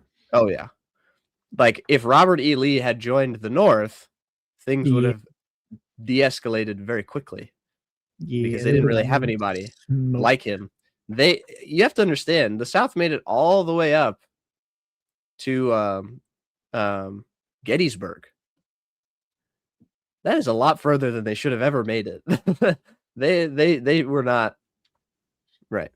I'm not saying that Lee is totally excused. Nobody is totally excused of anything, right? We're all sinners. We're all evil people. We all suck, right? But Lee, like, again, like if I were to say, who are these wicked people? like there's not a whole lot of evidence that Robert E. Lee was like a wicked person, really. And there's no evidence that everyone who fought for the Confederacy were wicked people. Or you take the hyper route to say, what is the distinguishment? But if we're all sinners, what's the distinguishing factor that makes the Union not right? wicked, Like right? Not wicked. It's like, yeah, they fought against slavery, which is good. We agree. However, they were also still sinners. Exactly. So it's like, so if the distinguishing factor of the wicked, and even then it's like that, it's not like the entire South was wiped out, right? So if you want to say like, you want to say like, oh, well, it was just the South in general were the wicked. It's like, okay, well, they weren't all wiped out. Not all the people who still wanted slavery were wiped out. There were not still all people who right. who were not happy that they lost. There were still people who still wanted slavery and did not think it was a good idea to abolish it. So none of that came to pass. Right. I mean, you have to think like not everyone in the Confederate Army was rounded up and executed. Not everyone, not all the generals were. They weren't even really all imprisoned. Like there's just so many things. It's like, in what meaningful way were the wicked swept from this generation? I don't understand. But yeah, Andrew, we were also talking about how, let's say the Jews did come back to America 10 years from now. In what meaningful way did the Civil War prepare the way for the Jews to come back? Like, what direct consequence of the Civil War is not applicable to all migrants as well as these supposed Jewish ones who are coming? You know what I'm saying? Yeah. And so for the Hale side of things, White Man earlier said that, or he says he's not white. The not white dude said earlier that there were 5 like historic hailstorms during the Civil War. There were 2 shortly after the Civil War, and there was one big one during the Civil War and one smaller one during the Civil War, but they were not like statewide. They were like localized, happening in individual cities and individual fronts. So it was like less than 5 hailstorms. Like pretty much all hailstorms, yes. And I don't think anyone died in any of them. No, yeah, not a single death, I believe. Yeah.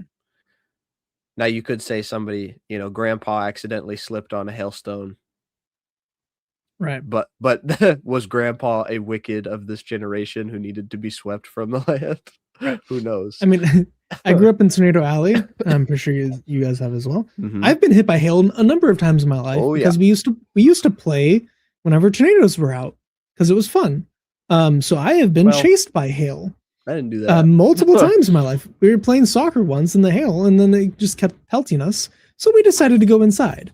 Hail usually will not kill you. It just hurts real bad. Yeah, this you have to get really big hail to kill you. Anytime that I heard there was a tornado coming, like I still do, I hide. Yeah, go outside and look at it. Go outside and look at it. Absolutely. That's the Southern way. My anxiety is like, stare at it. No, I mean, you go outside, you stare at it, you crack a beer, you drink it, you wait till it gets really close, then you run in the basement. Yeah, you smoke a beer, right? Yeah. Mm-hmm. That's what you do. Yeah, I could outrun that tornado. That's what I'm saying. It's true. All this Civil War stuff would have to have been directly correlated to the lost tribes of Israel. It didn't happen. Right. Like the Civil War would have had to have directly had some sort of a meaningful impact on these Jewish people coming back. Well, coming back. I love how it says to open and prepare the way for the return. When were they here before? Because even Joseph Smith admits that the people who came over were descended from Joseph, so that's one tribe that came. But anyways, well, it's one family of tribes specifically. Right, exactly. So like all of Nephi's brothers were technically separate tribes of Joseph in America. So I believe the 4 different tribes of Jews. Now, even still, it gets even worse when he says, Also, Ash asked earlier what's happening with the Jews because he missed stuff. A lot of Mormonism is based on Jews being in America. So, yeah, he chose the tribe of Joseph specifically because he's Joseph Smith Jr. Right. And in Genesis 51, which he wrote and invented, it says that the rod will be in Joseph Smith Jr.'s hand, or like the son of Joseph Smith. Or no, what's this exact quote? It's like your son who has your name, or the name like his father, which indicates that he's a junior and that his name is Joseph. So because he's Joseph Jr. and he is prophesied in Genesis 51 as a tribe of a Jew, that's now Joseph Smith.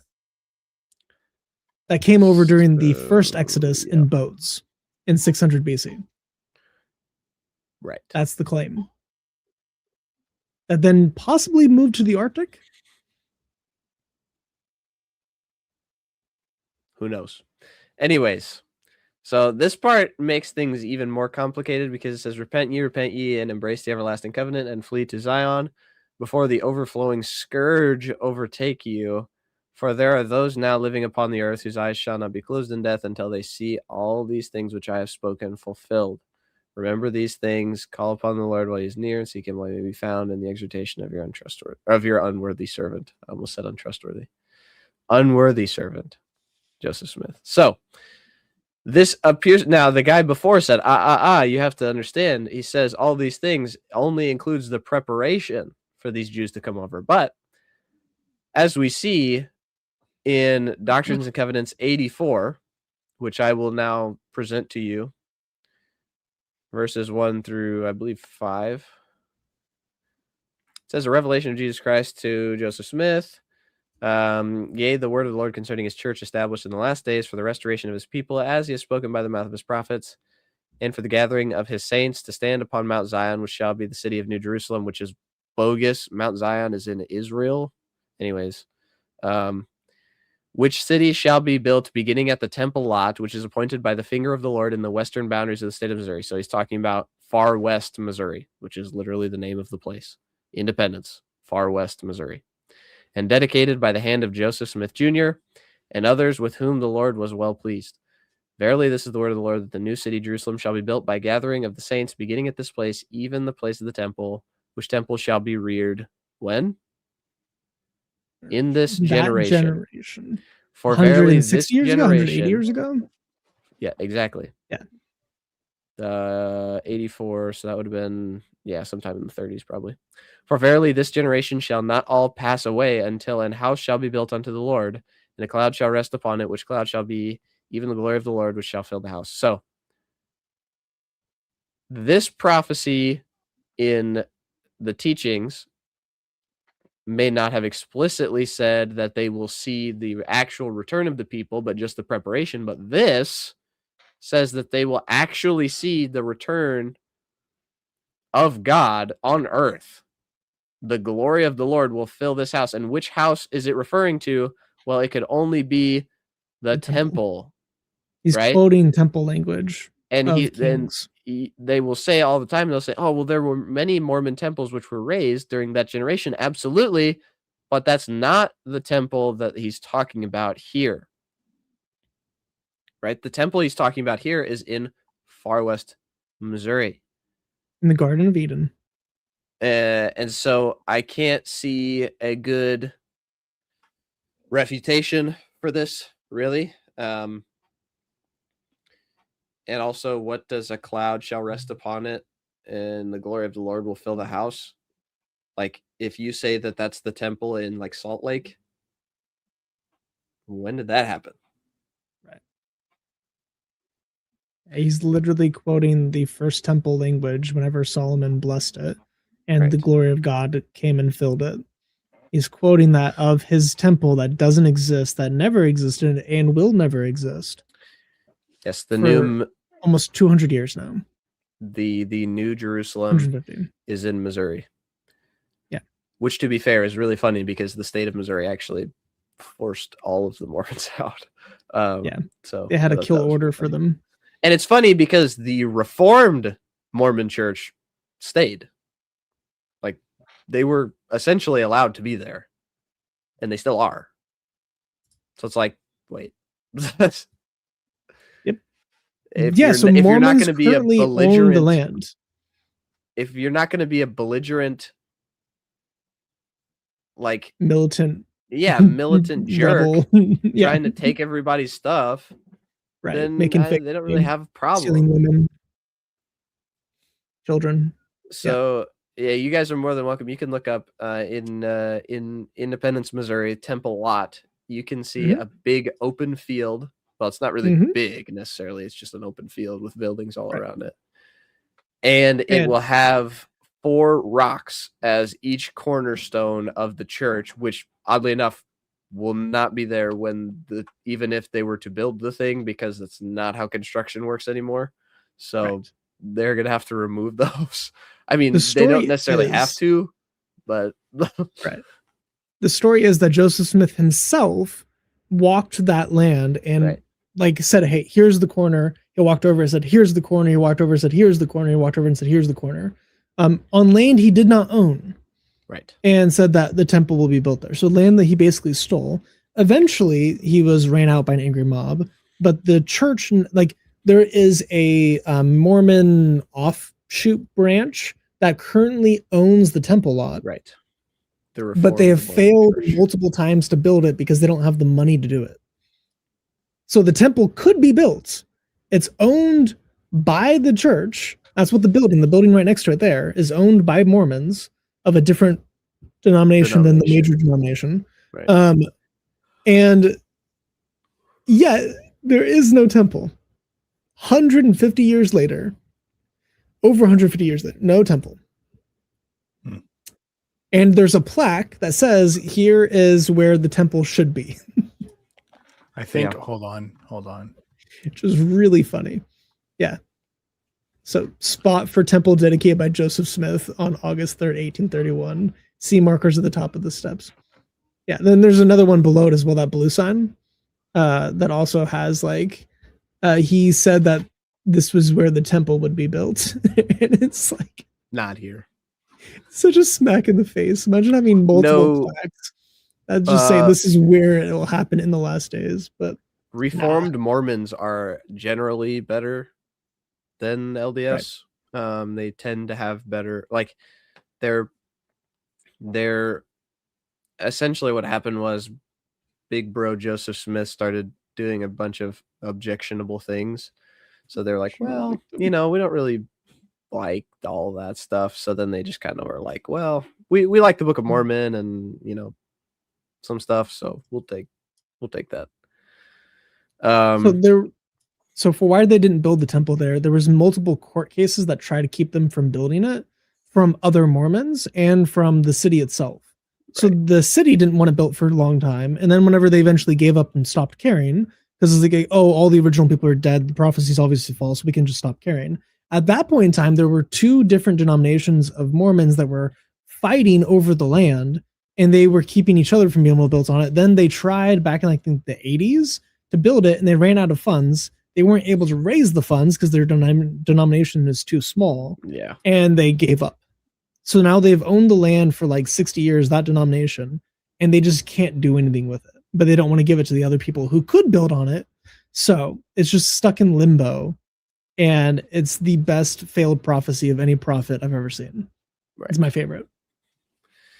So yes, he said that generation, and it didn't happen in that generation. So that's really unfortunate of that. You can very clearly see that. Another one of my favorites is in History of the Church, Volume 5, which I don't know why I didn't just use this website for the first History of the Church one. I digress. Share this tab instead. See if you guys can see Andrew. If you wouldn't mind pulling that up for me. I'll zoom in a little bit more. All right. So it says President Smith, in concluding, so this is at like a conference, in concluding his remarks, said that if the government, which received into its coffers the money of citizens for its public lands, pause, this is America, presume, while its officials public treasury, which isn't entirely false at that time, cannot protect such citizens in their lives and property. It is an old granny anyhow. And he's saying this like almost not even 100 years after after 1776. So, yep. Anyways, it's an old granny anyhow. And I prophesy in the name of the Lord God of Israel, unless the United States redress the wrongs committed upon the saints in the state of Missouri and punish the crimes committed by her officers, that in a few years the government will be utterly overthrown and wasted, and there will be not so much as a potsherd left for their wickedness in permitting the murder of men, women, and children, and the wholesale plunder and extermination of thousands of her citizens to go unpunished, which, okay, thereby perpetrating a foul and corroding blot upon the fair fame of this great republic, the very thought of which would have caused the high-minded and patriotic framers of the Constitution of the United States to hide their faces with shame. Honestly, I really feel like George Washington would have had nothing to do with you, buddy. But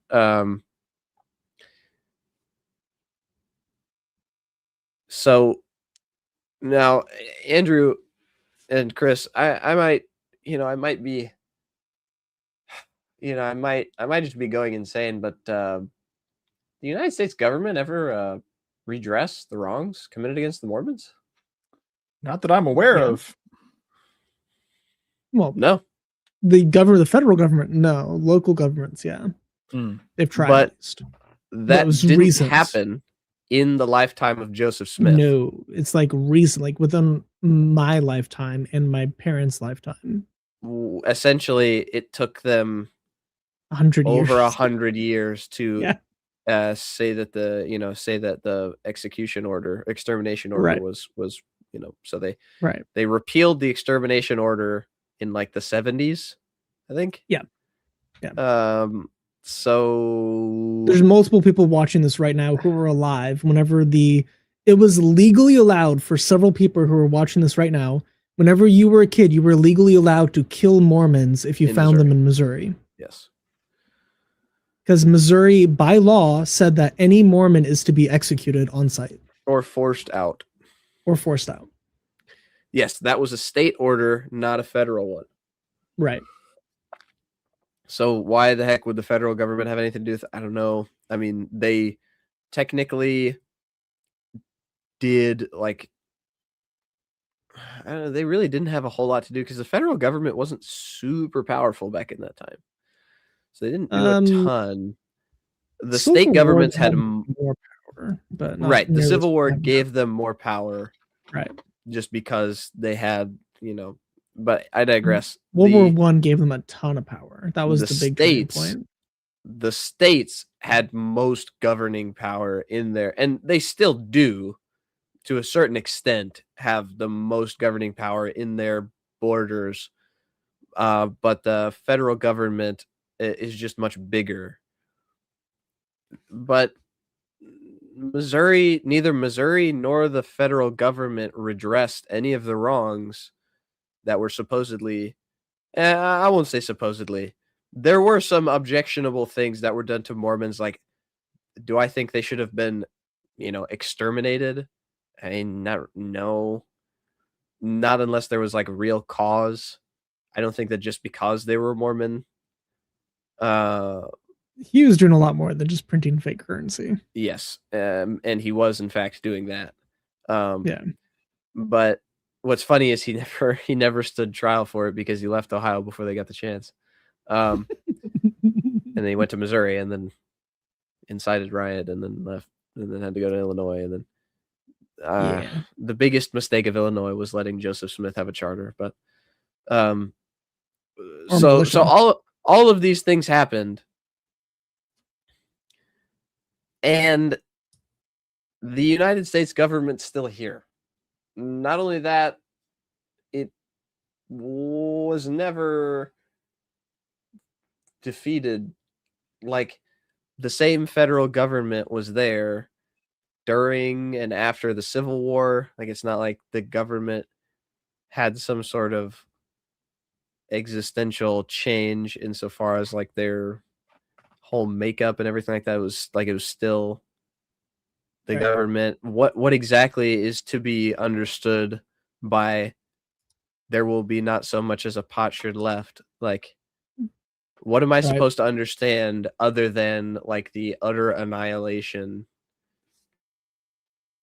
Honestly, even if you say that this was the Civil War, it doesn't make sense because it says in a few years. Unless you think a few years is more than 10. Because what Civil War is like 20 or 30 years after him. Yeah. So after when this statement would have been made, because I think this was mid-30s, it would have been about 25 years after. Yeah. So unless 25 is a few years to you, that can't even be the Civil War. And even then, the Civil War re-strengthened America. It made the Union stronger by the end of it. It's like, so yeah, and not only that, but Jack Ray is correct. There were multiple United States officials, including presidents, who were vehemently opposed to Mormonism and passed legislation that was explicitly anti-Mormon. And nothing happened to them. So yeah, I don't know. I mean, anyways, so that happened. Let's continue. So that was the last false prophecy that I wanted to go over. Those were my 3 favorites. And I think that is the 3rd most powerful argument against Mormonism. What do you think, Andrew? Any closing thoughts on false prophecies of JoJo? No, I mean, I think the biggest thing to take away from this is when we've talked to Mormons in the last couple times about these prophecies that we point out, their go-to argument is, well, sorry, I shouldn't say the go-to argument, but they give answers, and we're not denying that you give us answers. What we're saying is we don't find the answer to be sufficient. And if you want to just settle on, then we just agree to disagree. I mean, fine, we can't convince you that you have to believe what we believe, but we're not denying that you gave an answer. We're saying the answer you gave is not sufficient to answer what's happening. Like this prophecy does not get resolved by your answer. Right. So it's, again, not all answers are sufficient. Just because you have something that you can answer with doesn't mean the answer itself is sufficient. Right. And that doesn't mean it's correct. It does, and you know, at certain points too, like there are going to be, you know, I think one of the guys was arguing that I was coming from like, I wasn't being open to the idea that Joseph Smith could be a prophet. And I was like, yeah, that's right. I'm not, you know, like I'm not, like I am working off of a presupposition that there are no more revelations. Right. Like I'm not a cessationist. I do believe there is, and this is a whole other thing, but like even my view today of what prophecy would be revelatory. It's not something that is adding to scripture. There is no more additions to scripture being done today. So because of automatically believe Islam is false and Mormonism is false, because they both come in claiming new revelation that biblically isn't happening. So that's why there's a gap between us, because we have 2 different presuppositions coming into this argument that, you know, we have to find a way to cross that bridge. But no, like I'm going to come into this believing Joseph Smith probably did not make a correct prophecy. It is on you, the burden is on you to prove to me that he actually was a prophet. It's not on me to disprove your claim. Yet here we are. Yeah. I'm very close-minded that there were no prophets after Jesus that revealed, I guess I should say after the apostles. There was no prophets after the apostles that revealed scripture.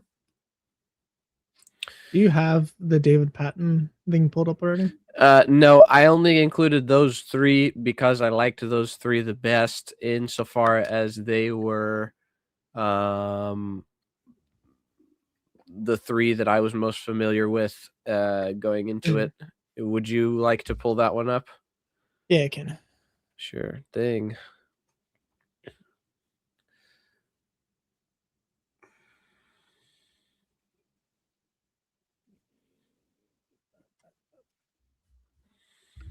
So this is Doctrine and Covenants 114.1. Oh, I don't know if I can actually. I don't know if I can actually stream this at the moment with StreamYard. My internet might be better is so if I try and pull it up, dude.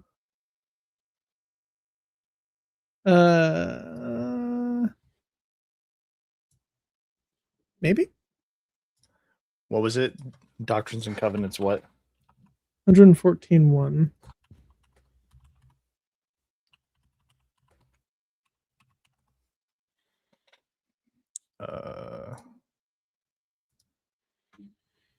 Let's see. Okay, I will pull it up here.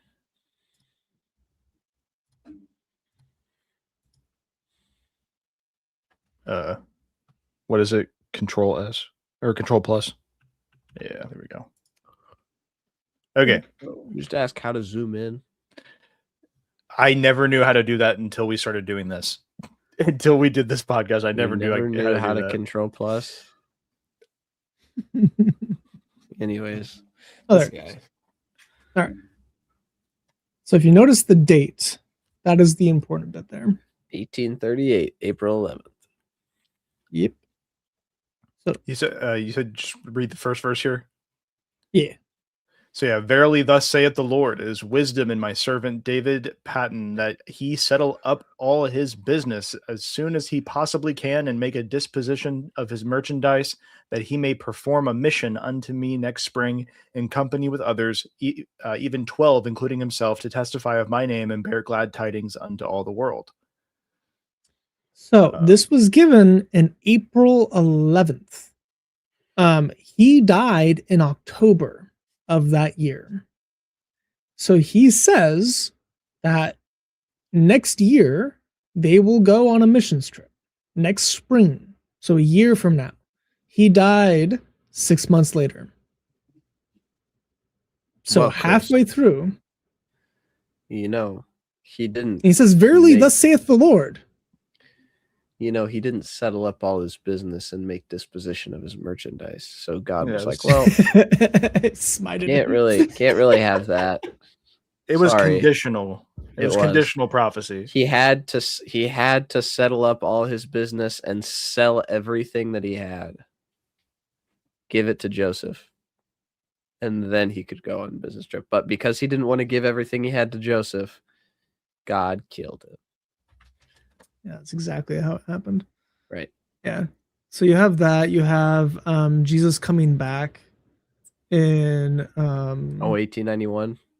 1891, and then that's 56 been years. Over 100 years. Yep. Yeah. So in 56 years, Jesus will come back. Jesus did not come back. And it's been over 100 years since Jesus did not come back. So you have that. You have that the government will be overthrown, which I think you went over. Well, part of it, but that's not the only prophecy he gave of the government being overthrown. Can you go back to go 3 chapters before DOC 111, and it's 1 through 5. Yeah, this one is also one of my favorites. All right. So, do you need me to read any of this, or we'll get the context? No, actually, go back up to the context. I was just going to read that real quick.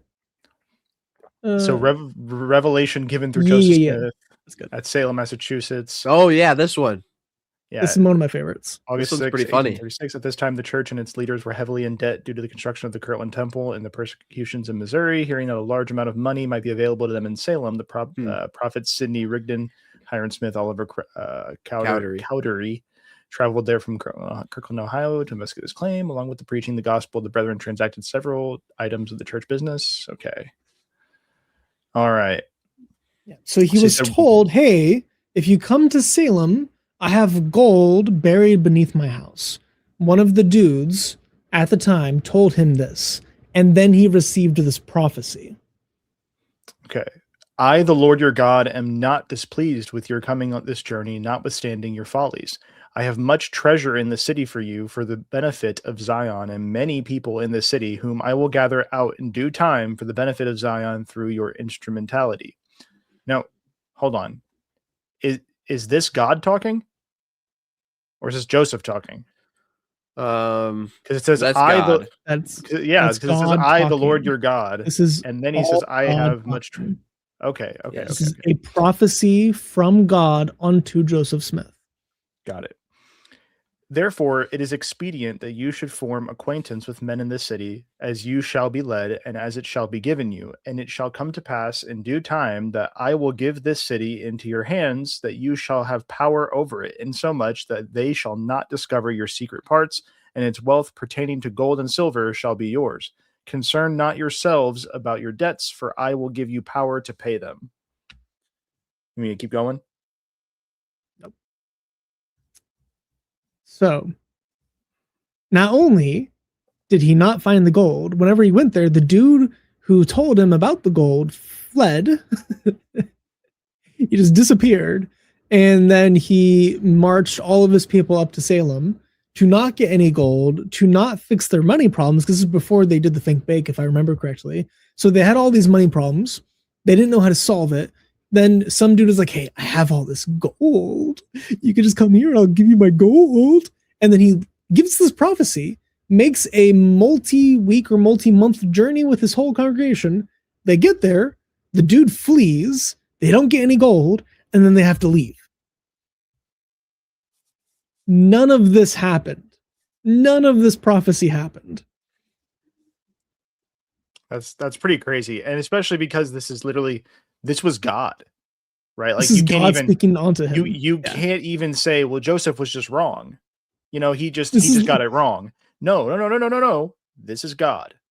I, the Lord your God, I have much treasure in the city for you. This is number God 4 as speaking. well. So number 4 is it shall also come to pass that I will give the city into your hands. the city into your hands. Never happened. Salem was never owned by Mormons. So this is like 4 false prophecies all in one section because some dude told him about fake gold. This is just like Muhammad in the Hadith in the Quran. All the time. He hears something from one of his Sahaba and he's like, hey, I have a revelation. And then it doesn't actually happen. And it's like, wow. Or it happens, but because he forced it to happen, like Aisha in the wet dream of, oh, I had a revelation. You were a child in a silken cloth and I desired you and I married you. Nonsense. Perfectly Absolute rational. Nonsense. Nothing about that is true. Perfectly So rational. those are my 2 favorites, is the patent and the gold treasure. Because not only is it false, like according to history, it's also false according to their sources. And this reminds me of the thing that Chase and I point out about the polygamy issue, but like this feels like this should be a nail in the coffin for Mormonism. I don't understand how you can read this and see. I guess their answer would be, God meant it, but the people stopped them. But like, if he says specifically, I will give this city into your hands, in the Bible, the only time we would ever see something like God would make a statement and it wouldn't come to pass would usually, I don't even know if there are any specifically, but I'm saying just off the way I could understand it, would be if the Jews messed up. Right? Like if that would be the conditional prophecy. Like if the Jews failed, then what God commanded of them wouldn't come to pass because they didn't receive the blessing. However, I don't think that's applicable here. This is just very odd. Anyways. Yeah. So, I mean, there's a couple of dozen other false prophecies, but we can move on to the next topic if you want. Well, the next topic is that I would like to make time for a moment of silence for a young 18-year-old UK boy who was stabbed by an illegal migrant not last night and killed not by the police, but it was because of the police that he died. So, well, I have it, so I'll just read it. British police face a national backlash over the inflammatory case of an 18-year-old student who was handcuffed as he lay dying from stab wounds after his killer falsely alleged a racist attack. It's got the footage here. I don't know if it's copyrighted or what. It shows the police. The kid is on the ground saying, "Hey, I've been stabbed." And the police say, "No, I don't think you have." He's got blood on his hands as they're handcuffing him. And he's like struggling to get up. And he's like, I need attention. And then he dies. So his killer, Vikram Digwa, 23-year-old Sikh man, was sentenced to life in prison this week, having lied to the police at the time that Nowak had assaulted him in a racist attack. This is getting in prison for it. So the kid died. Yeah, but the stabber is getting kidnapped, is getting prison. The police officer should also be facing some sort. Yeah, there some sort should of be legal repercussion. There should be a punishment for negligence. That Yeah, somebody, exactly, somebody because that's what he died did. because you didn't react Exactly. accordingly. What he said. Nowak with a knife. He was permitted to carry. Digwa stabbed Nowak with a knife. He said he was permitted to carry due to exemptions for Sikhs to have ceremonial daggers.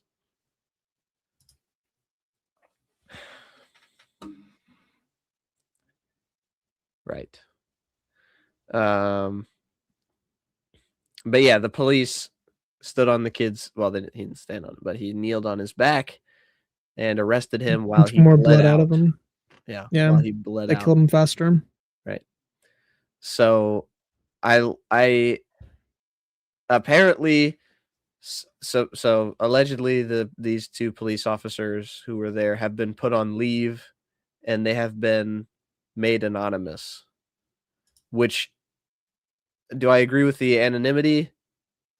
To a certain extent. I don't want to necessarily endanger anybody's life, right? But I don't agree that they should be put on leave.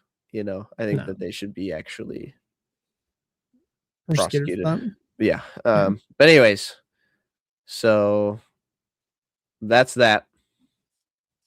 And I would like to have a moment of silence for him. All right. Moving on from that. I also want to pray for Ash and his wife. Oh, yeah. We can do that now. We can do that at the end of the stream. But I do want to do that. Okay. I don't know if Ash is still here, but it doesn't matter.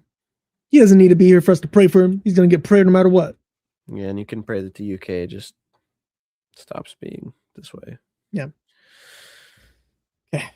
Thank you, Lord, for giving us this ability, this opportunity to use the internet to speak the truth to people and to understand things and to gain clarity on all of these matters. Thank you, Lord, for giving us this wonderful ability to speak to each other across the world and to pray for one another and to have fellowship and communion and church everywhere we go, and not just in certain buildings, but that we can be a community together and strong.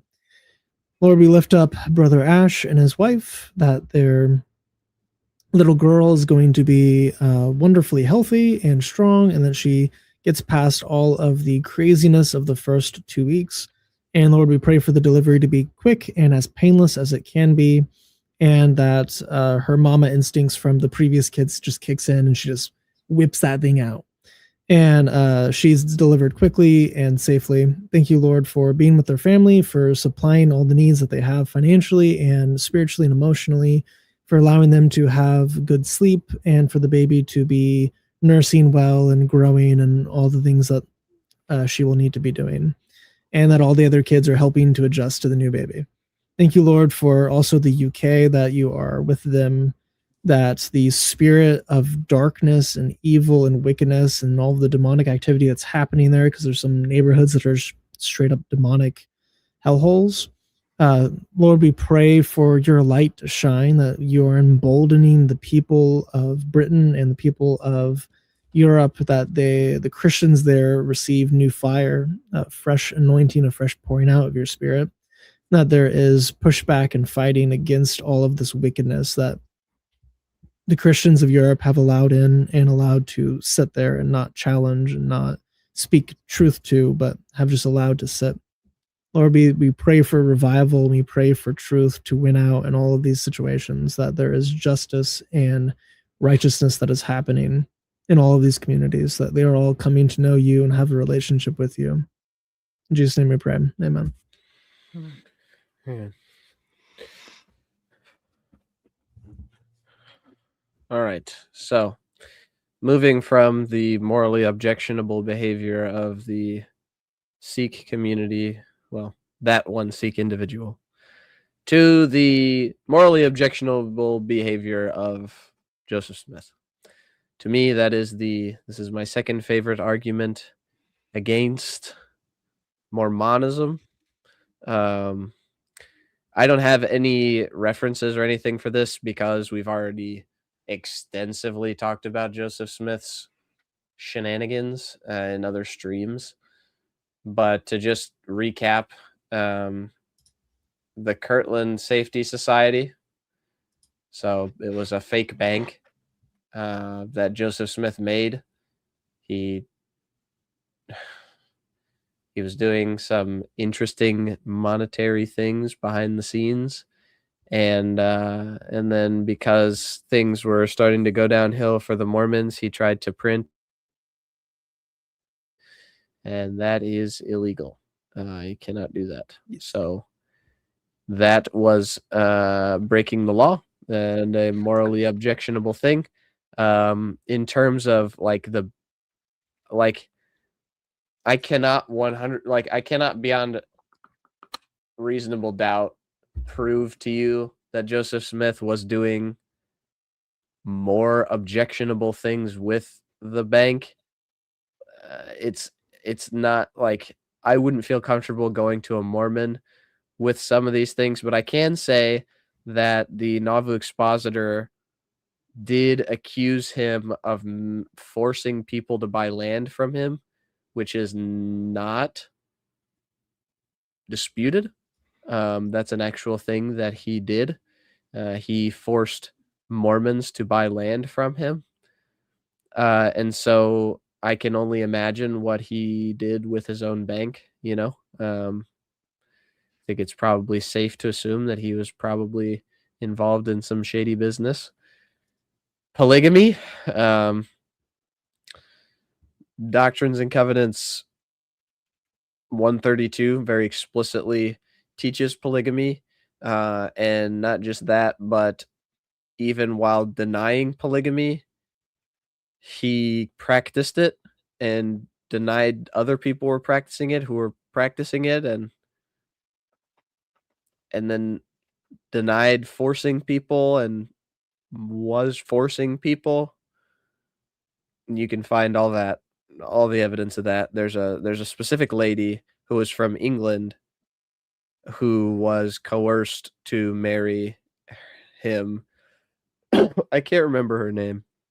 She was coerced to marry him, but she refused, and then they subsequently left the Mormon church. So good for them. Right. And that was back in the day too. So that happened.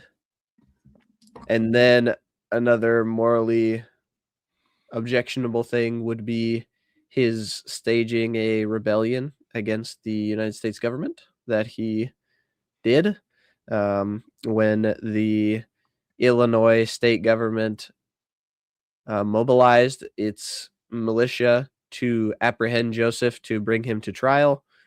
Joseph mobilized the Nauvoo Legion to defend him.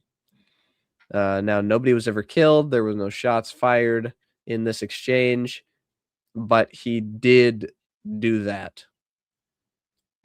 And you can't just do that.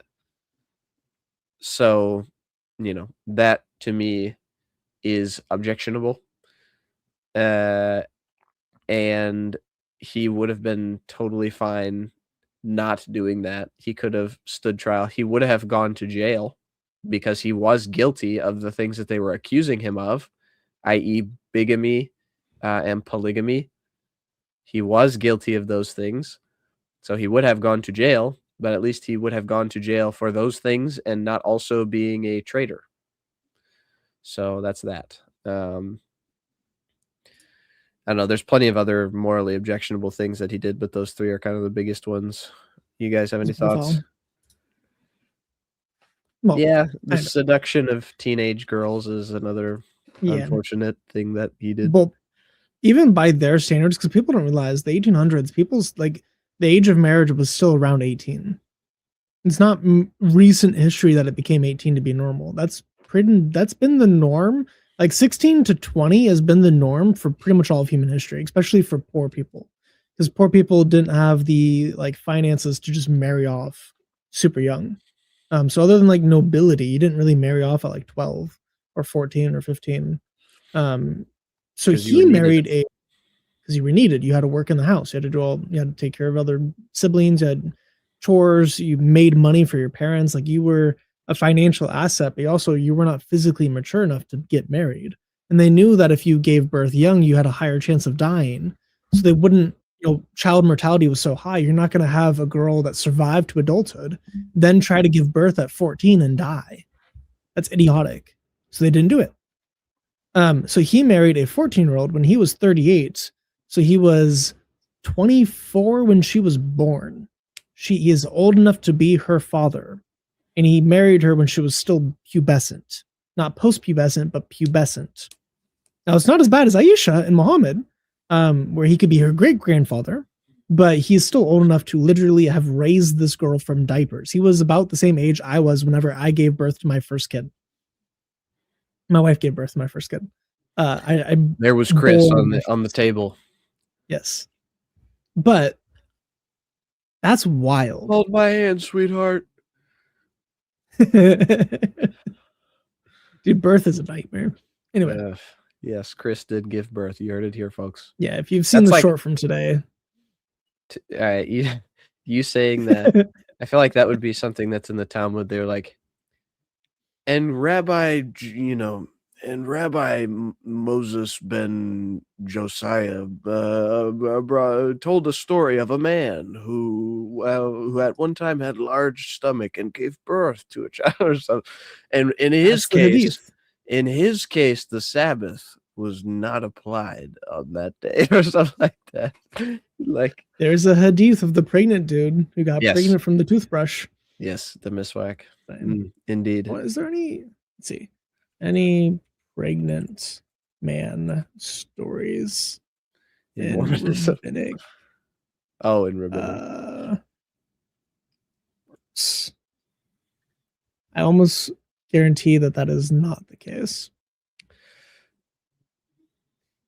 They do actually contain a discussion on spontaneous male conception.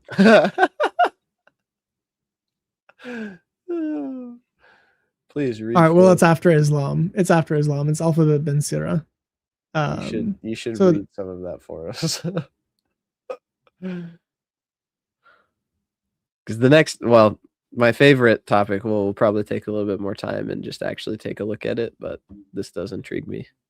I'll say we are 2.5 hours in. True, you're right. Yeah, I mean, we have two more topics to go through. If you just want to go through those, one more. Oh, okay, because the terrible stuff of. Yeah. I'll bring it up. It's Khia 14b and Alphabet Ben Sirah, which is like 900s if I remember correctly.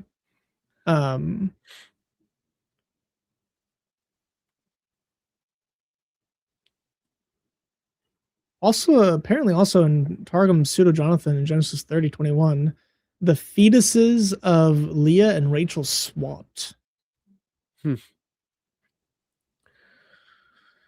Causing Joseph to form in Rachel's womb and Dinah in Leah's.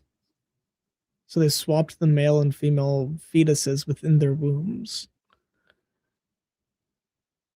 And they also talk about, Adam and Eve. Well, Adam was androgynous. He has both male and female. And then he split in half, and it's actually in the Quran itself. Okay, let me try to find this stuff in Ben Sirah. Because it talks about conception in a bathhouse.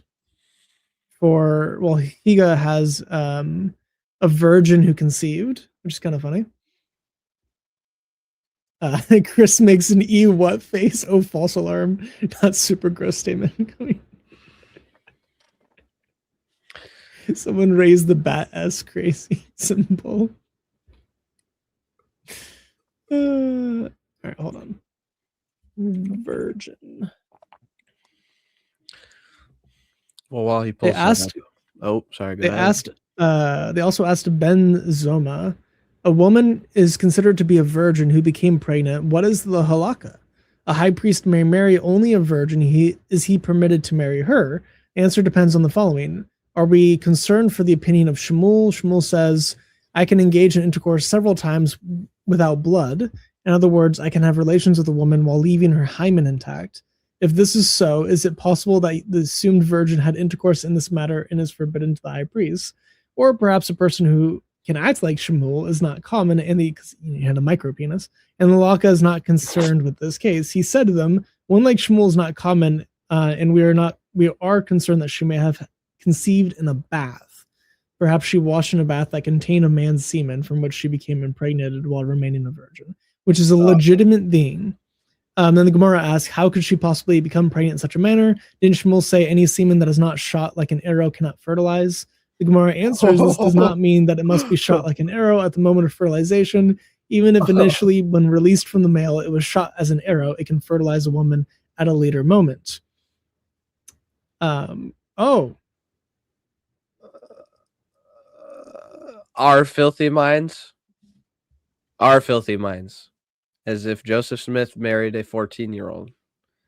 So you know that Joseph Smith married a 14-year-old, and then your filthy minds wander to her genitalia. Do you even know her name? I actually don't. But again, how do we have the filthy minds? That's not at all what I was talking about, my guy. How do we have the filthy minds? Her name was Helen, by the way. Of Troy. That's like Kindle or Kimball or something like that. Her name's Helen. He married a 14-year-old named Helen. Anyway. I digress. Yeah, because he just married her to protect her, right? It's our minds that are going in such a negative place. No. Of course not. Yeah. He would never marry a child. Like, he didn't marry Dude, I can't believe this is the worst case of gaslighting I've ever seen in my whole life. Oh, you so... How come you're thinking about... their claim is that... Their claim is that she was sealed for eternity, not sealed for the life of this world. So it was only a sexual marriage in the afterlife, not for this life. Which it's not any evidence for. That's like a trust me, bro type proof. Exactly. Again, that's fantastic, but I cannot believe that you're talking about Joseph Smith marrying a 14-year-old and then saying that because we're commenting on it and saying I don't know about that one, that we are the ones with the filthy minds. Awesome. Sad. He absorbed semen through her skin and became pregnant and gave birth to a son who was born already circumcised. All right. So here we have the number one best argument against, well, my number one favorite argument against Mormonism. 'Tis the Book of Abraham. The Book of Abraham is my number one favorite, most bestest argument. What's up? Oh, no matter. I remembered Alphabet Ben Surah is after Muhammad. I was like, Muhammad was said to have been born circumcised.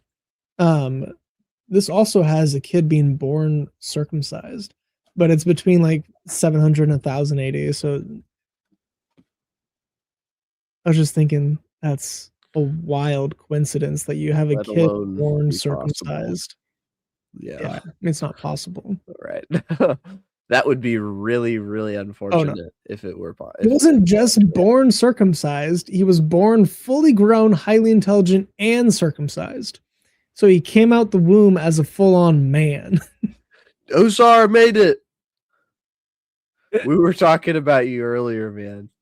Not in a bad way. We were just talking about masonry, and I don't remember who said it, but they're like, "Where's Husar at?"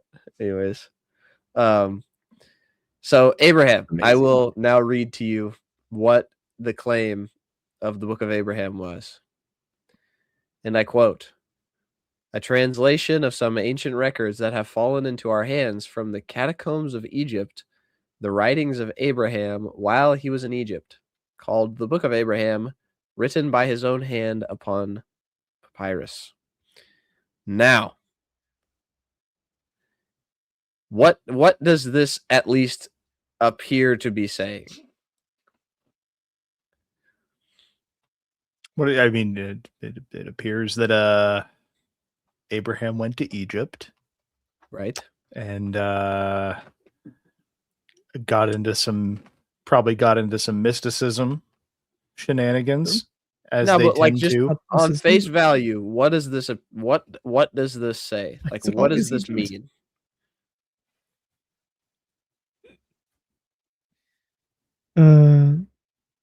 I witnessed some redneck gaslighting. I mean, my family is hillbilly Hicks from rural Tennessee who have Confederate flags. I've seen it. I lived it.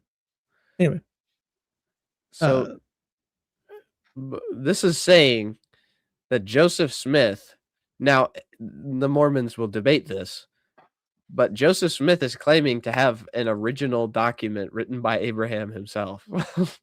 The writings of I see what you're Abraham saying. while he was in Egypt, written by his own hand upon papyrus. Now, people will say, now, well, the original was written by his hand. This is a copy of a copy, because there's no way it could have been actually from Abraham, because the papyrus wouldn't have survived that long, which is true. So it's like, there's no way this could actually be from Abraham. This is true. But I definitely think Joseph Smith thought that this was from Abraham. I definitely think he thought that this was straight from Abraham's hand and that he actually wrote that. Now, he would be right. It was from the catacombs of Egypt, what he got, because so essentially what happened was there was this traveling exhibit of mummies that was traveling through America, and it was coming through where Joseph Smith was at the time. I think he was in Kirtland. And while they were there, Joseph Smith was at heart a treasure hunter. So whenever he came across all these things, he was like, well, I really want that. And so he and the Mormon church at the time gathered up, I think it was like $2,500.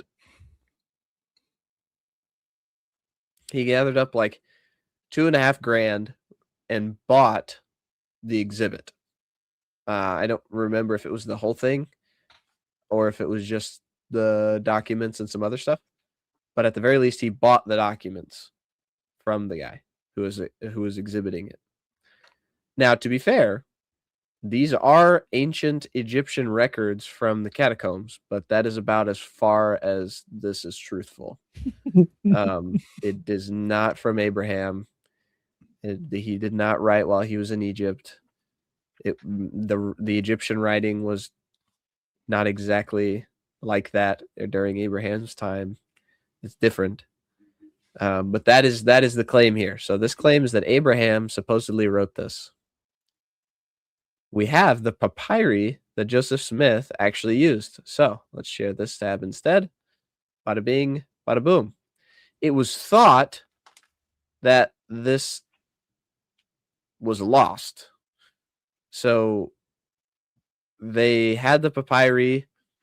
They thought that it had been lost after he translated it. And then they found it again in a museum in New York in like the basement. They found it again.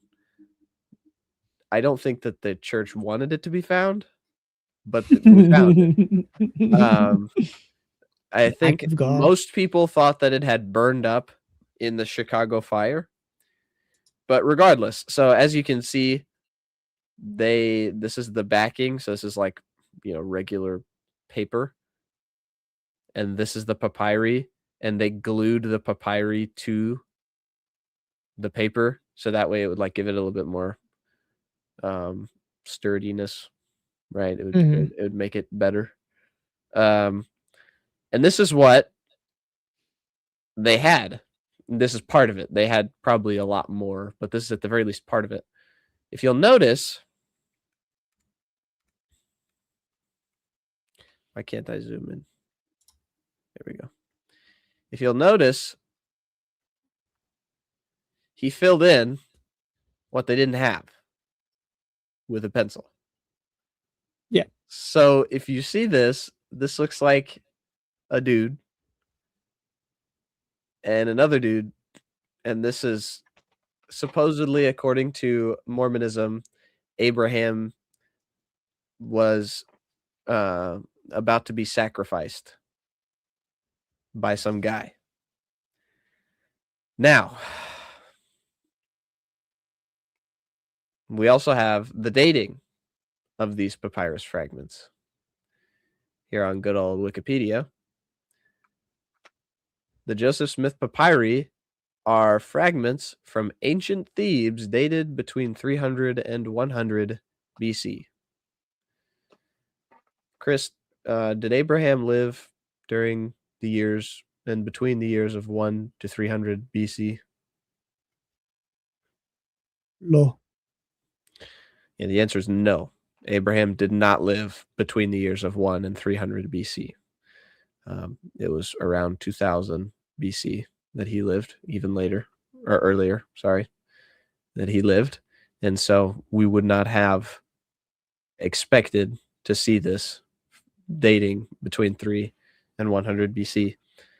Also, Chris, I would like to ask, if this were a 1st century BC copy of the Book of Abraham, how come we don't have any other copies of the Book of Abraham except this one in the early BC centuries? That is a great question. I mean, Islam also can't solve that problem because they also say a Book of Abraham exists. So this is the fulfillment of Islam. Muhammad said that there's a Book of Abraham in the Quran. I don't even think papyrus was used at the time of Abraham, because they were still just etching stuff into stone. Cuneiform was like the go-to. Like, Egyptian hieroglyphs were kind of unique, but it was all stone based. Even the tablets that we have that survive from the time of Abraham, because we actually have tablets that go back to in Egypt at the start of the slavery. We actually have tablets from Goshen in Hebrew and Proto-Sinaitic that is stone. That goes back to that time period, but it's not animal skin. Not only would that not survive, but they didn't do it then. They didn't have a way, because they didn't have ink of that form. Everything they did was sketched. It was chiseled in, and then you would fill it in with pigments, essentially like old paint. It was basically like if you combined cave paintings with some carvings and it made it more fancy and pretty. But they didn't have an actual ink that would stain paper because they didn't have paper, and they didn't have parchment yet, if I'm remembering correctly. So it couldn't have been.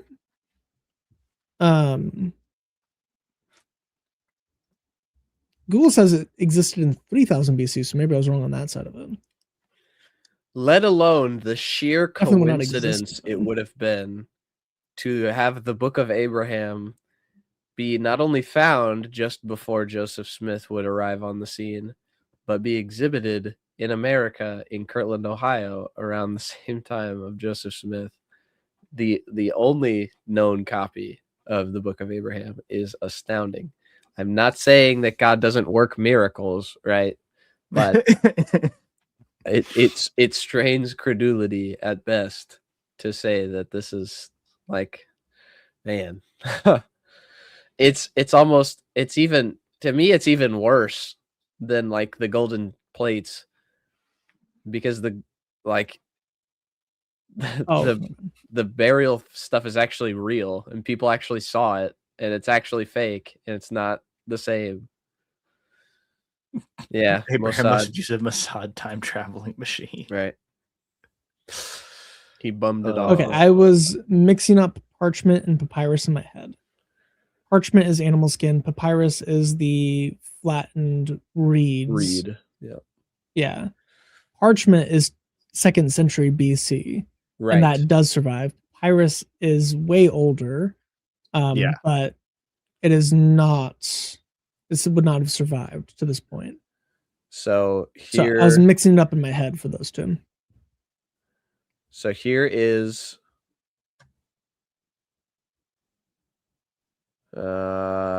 here's a side-by-side comparison. I like this one the best. So let's share this tab instead. So here we have one. So, all right, just to be clear, what happened was there were a number of different facsimiles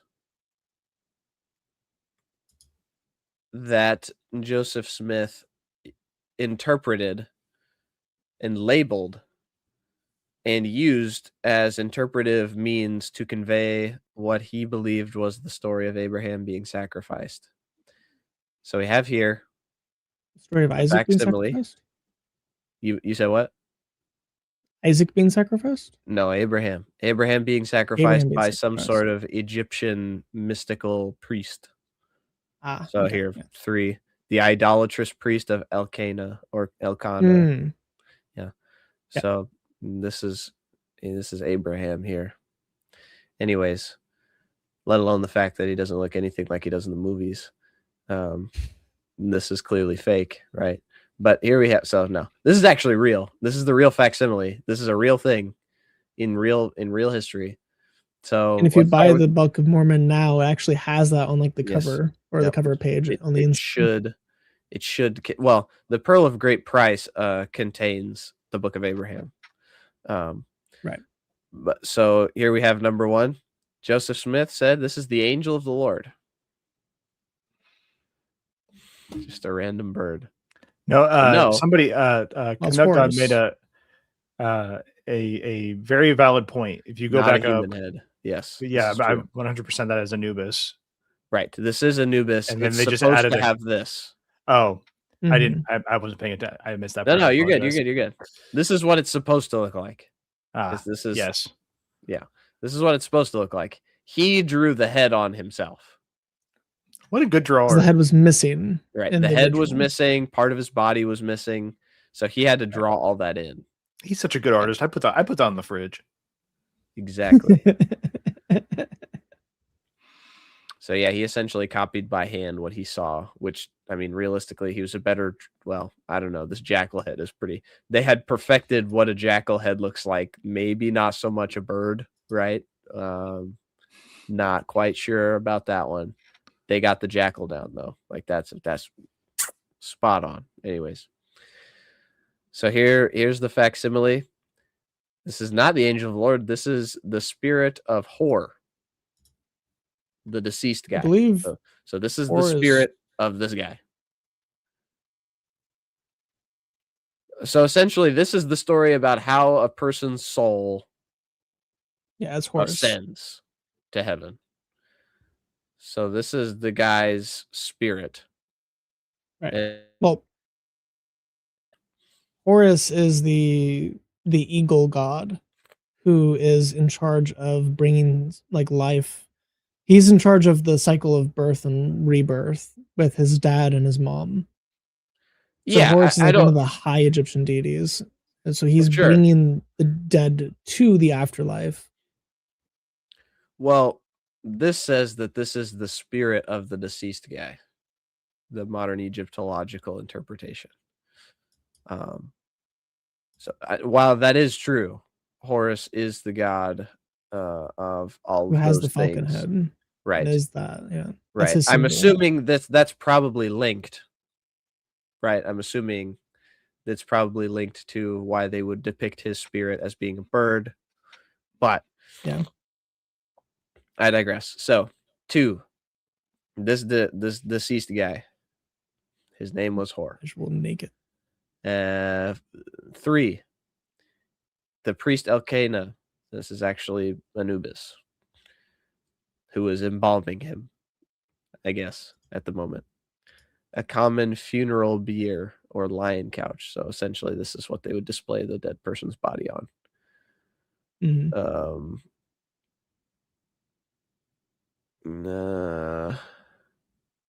These are a bunch of idolatrous gods, supposedly, which I guess isn't completely false.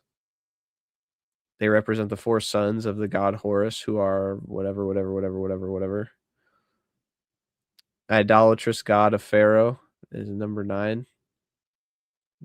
That's actually the god Horus. Even Number though 9? that looks like a... Oh, that's 6. Number 9. No, That's a the one down crocodile. there. Or maybe... Yeah, that would be Sobek. So why does this say Horus? I mean, it looks like Sobek. I don't see the... I mean, granted, it's small on my screen, but I don't see a hawk head. I don't either. It looks like Sobek. The Lord of Seamen is his title. It's crocodile. Anyways. Regardless, none of this stuff is correct. Whether it's Sobek or Horus, that looks like Horus. Yeah. I don't know about this. The 5 looks like Ra. 1 looks like Horus. Ra. 9 looks like Sobek. 8 is Osiris. 7 and 6, I'm not sure of. 7 being Happy is weird. But Happy is a hermaphrodite. Happy's head is just usually human, and he has boobs and a giant schlong. Because he's the god of fertility. So he has just this massive phallus and these giant breasts. He's blue. It's blue. It's not a he or a she. Anyway. Egypt is wild, man. Here we have this other facsimile. We have Joseph Smith's interpretation. He is in fact a modern yes. Egyptological interpretation. None of these are the same. He doesn't get any of this right. And this isn't just on this facsimile. Like this is these burial things are found elsewhere. So they have stuff to compare it to in terms of the Book of the Dead. And so they absolutely know what all of this stuff means, and all of it is wrong. The Book of the Dead just is like a guide on how to mummify bodies. So and then it also includes some of the religious aspects to it, but it's mostly just an instruction manual. So you treated an instruction manual as a prophetic or a historic text on the life of Abraham. Yes, you're right. The Quran does mention that Noah had 4 sons, and the Quran was wrong. Yes, the Quran is pulling from Jewish sources there and Christian sources to say that he had 4 sons. The names within the tafsir are actually from the Jews. Specifically, I made a video on that if you want to go watch it. Where did the Orthodox claim he has 4 sons? I don't know. I've not seen that. I don't either. I wonder if it actually... Sorry, is this another one of your Freemason mind tricks? Let's see. What? Eastern Orthodox? Let's see. Orthodox believe Yahudi Noah had 4 sons. Yahudi. Eastern. Universal history? No. Google says no. What do you mean?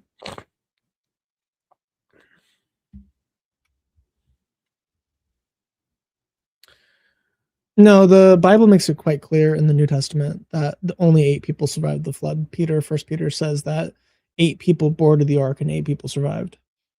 I think he's saying that taking the Noah New could have Testament, had other then... sons who were not right. saved. They just didn't survive. Right. Which that's a fair statement. That is fair. The problem is the Quran doesn't say that. The Quran says that his 4th son was on the ark.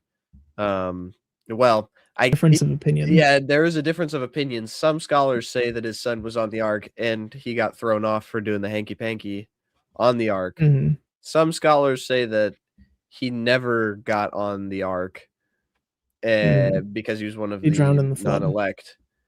Yeah. Some say he survived the whole thing and was cursed with a skin of blackness. Yeah. So they also say that of Ham as well, and that's also why the Hamites are fit for slavery, according to some Islamic sources. So the what's the word for Arabic for black? Could no. Let's see. Aswad. Negro. Land of the Blacks is literally what they're called in Arabic. Fazy, it's because the Jew who mentioned the 4 sons came significantly later than the Jew who wrote the 3 sons. I'm not sure what you don't understand about that. Yeah, they can. If our earliest source, Fazy, says that there were only 3 sons, and like 1,000, 2,000 years later, somebody said, "Oh, there were 4 sons," just because he's Jewish, we should believe it. What are you talking about? Like, how that's brother, insane. that's terrible logic. But he was a Jew, so you have to believe it. Come on now, Fazy. Sudan means blacks, so it's specifically the land of the blacks is Sudan. So the Sudanese are the land, the blacks of the land of the blacks. Just, yeah. Anyway, so that idea was that Ham got cursed and he became the father of the Sudanese. And that the Sudanese and all the other black Africans were right for slavery because God made them lower at that moment in time. Which is also part of the reason why they're so racist. But the sources that go Muslims? Over the okay. The sources that goes over also the Jews. But the sources that have the 4th son, one of them has that he's the one that taught Nimrod all of his magic. And that is within the Jewish sources that the Tafsir copy. So it's not in the Quran, but your Tafsir is getting the understanding behind your book from the Jews for those passages, including the names of the son. Fazy, you're sounding like Joseph Smith with them prophecies, bro. There'd be a war against Jewish people. Fazy, I'm going to be so real with you. Yeah. That is the craziest dodge I have ever seen. Instead of acknowledging what we said, you duck and rolled. It's like you're in a moving vehicle. You open the door and you just ducked right out of that and rolled. You dodged you're like, oh, they proved me wrong. Oh, there's gonna be a war with the Jews. Hey man, that's not what we were talking about at all. You need to go and actually give an answer to what we said because you completely dodged it. That's like me saying that, hey, it's looking like another political figure is going to get assassinated in the next few years. I wouldn't be a prophet if a political figure got assassinated in the next few years here in America, because lo and behold, we're on a bit of a trend at the moment. Islam and Mormonism are extremely similar, especially Joseph Smith and Muhammad. Like they're the best case for reincarnation existing I've ever seen. They could be brothers, especially because of how white they both are. So, well, that's all I had on Mormonism. I would highly encourage you guys to like and subscribe and to continue. Are you saying don't be afraid of war, or don't be afraid of this debate? What are you talking about? You dodged. You ran away from the argument. Don't be afraid, you are Orthodox Christian. Care. We're 3 hours into this. I don't care enough. Anyways, like, subscribe. Bro's playing Elden Ring right now, the way he's just dodging. Comment. The most unique thing between Joseph Smith and Muhammad is Joseph Smith didn't have a micro penis. Are you sure about that? Yeah. Well, I don't think he means Eastern Orthodox. I think he just meant very Orthodox Eastern. Christian. I shave my head to enter the monastery soon. Right. I was say also the Jesus prayer like 90 times a day. going to say that this Friday, so we're skipping our stream tomorrow and doing a call-in stream Friday. So I will be on vacation. Right. So Chris won't be here, but Andrew and I will be kicking it, as in the Disney TV show. And we will be talking to Mormons, atheists, Muslims. I'm not as well read on Jehovah's Witness, so I won't include them. But we will be more than happy to speak with any of those three people groups. And also, we still don't know what we're going into next. So there's that. Yeah, we'll have to talk about it. We will talk about that sometime this week. So for those who didn't watch the stream yesterday, because you're not members and it's members only, I am going to be gone for the next week and a half. I'll be back on the 13th or so. So I am not going to stream again until the 15th. And I have 2 videos that are going to be uploaded. I'm going to upload a bunch of shorts, especially all the gay shorts for Pride Month for Islam, because there's like 6 or 7 questionable hadiths with Muhammad doing very gay stuff. So we're gonna post all those, and then I'm going to basically take a vacation and not write on a book, not stream, and not record videos for over 7 days, and it's gonna be awesome. So this time next week, I will be cuddling up to some husky puppies up in the north. I'll be in the North Country, like the Jews. Like the Jews? Oh my gosh. He's going to bring them back. This is the proof. This is the proof. I'm going to the Arctic to go find all the Jews up there. Right. We are going to enact another civil war to prepare the way for you again. Oh, also, I saw that there was a census in Canada in 1831 that there was only 139 Jews living in Canada. At all. At all. So at the time of the prophets, there were only like 100 to 200 Jews living in Canada at the time. Prophet Joseph Smith, sallallahu alaihi wasallam. Yes. Bro, so what? You think about Jesus as never married to a girl? Faisy, we're ending the stream. Why are you trying to? You still never answered the thing that we answered. You still didn't answer why the Quran claims that there are four children and why we should trust that over the 3 when we refuted your position of a Jew claiming that. We're not just going to start talking about the next question you had. Was Jesus a gay? Yeah, we're going to end the stream on that. I'm going to go ahead and name that TV show. Anyways. Bye. It's not like Isa was married in Islam either. Anyways, bye.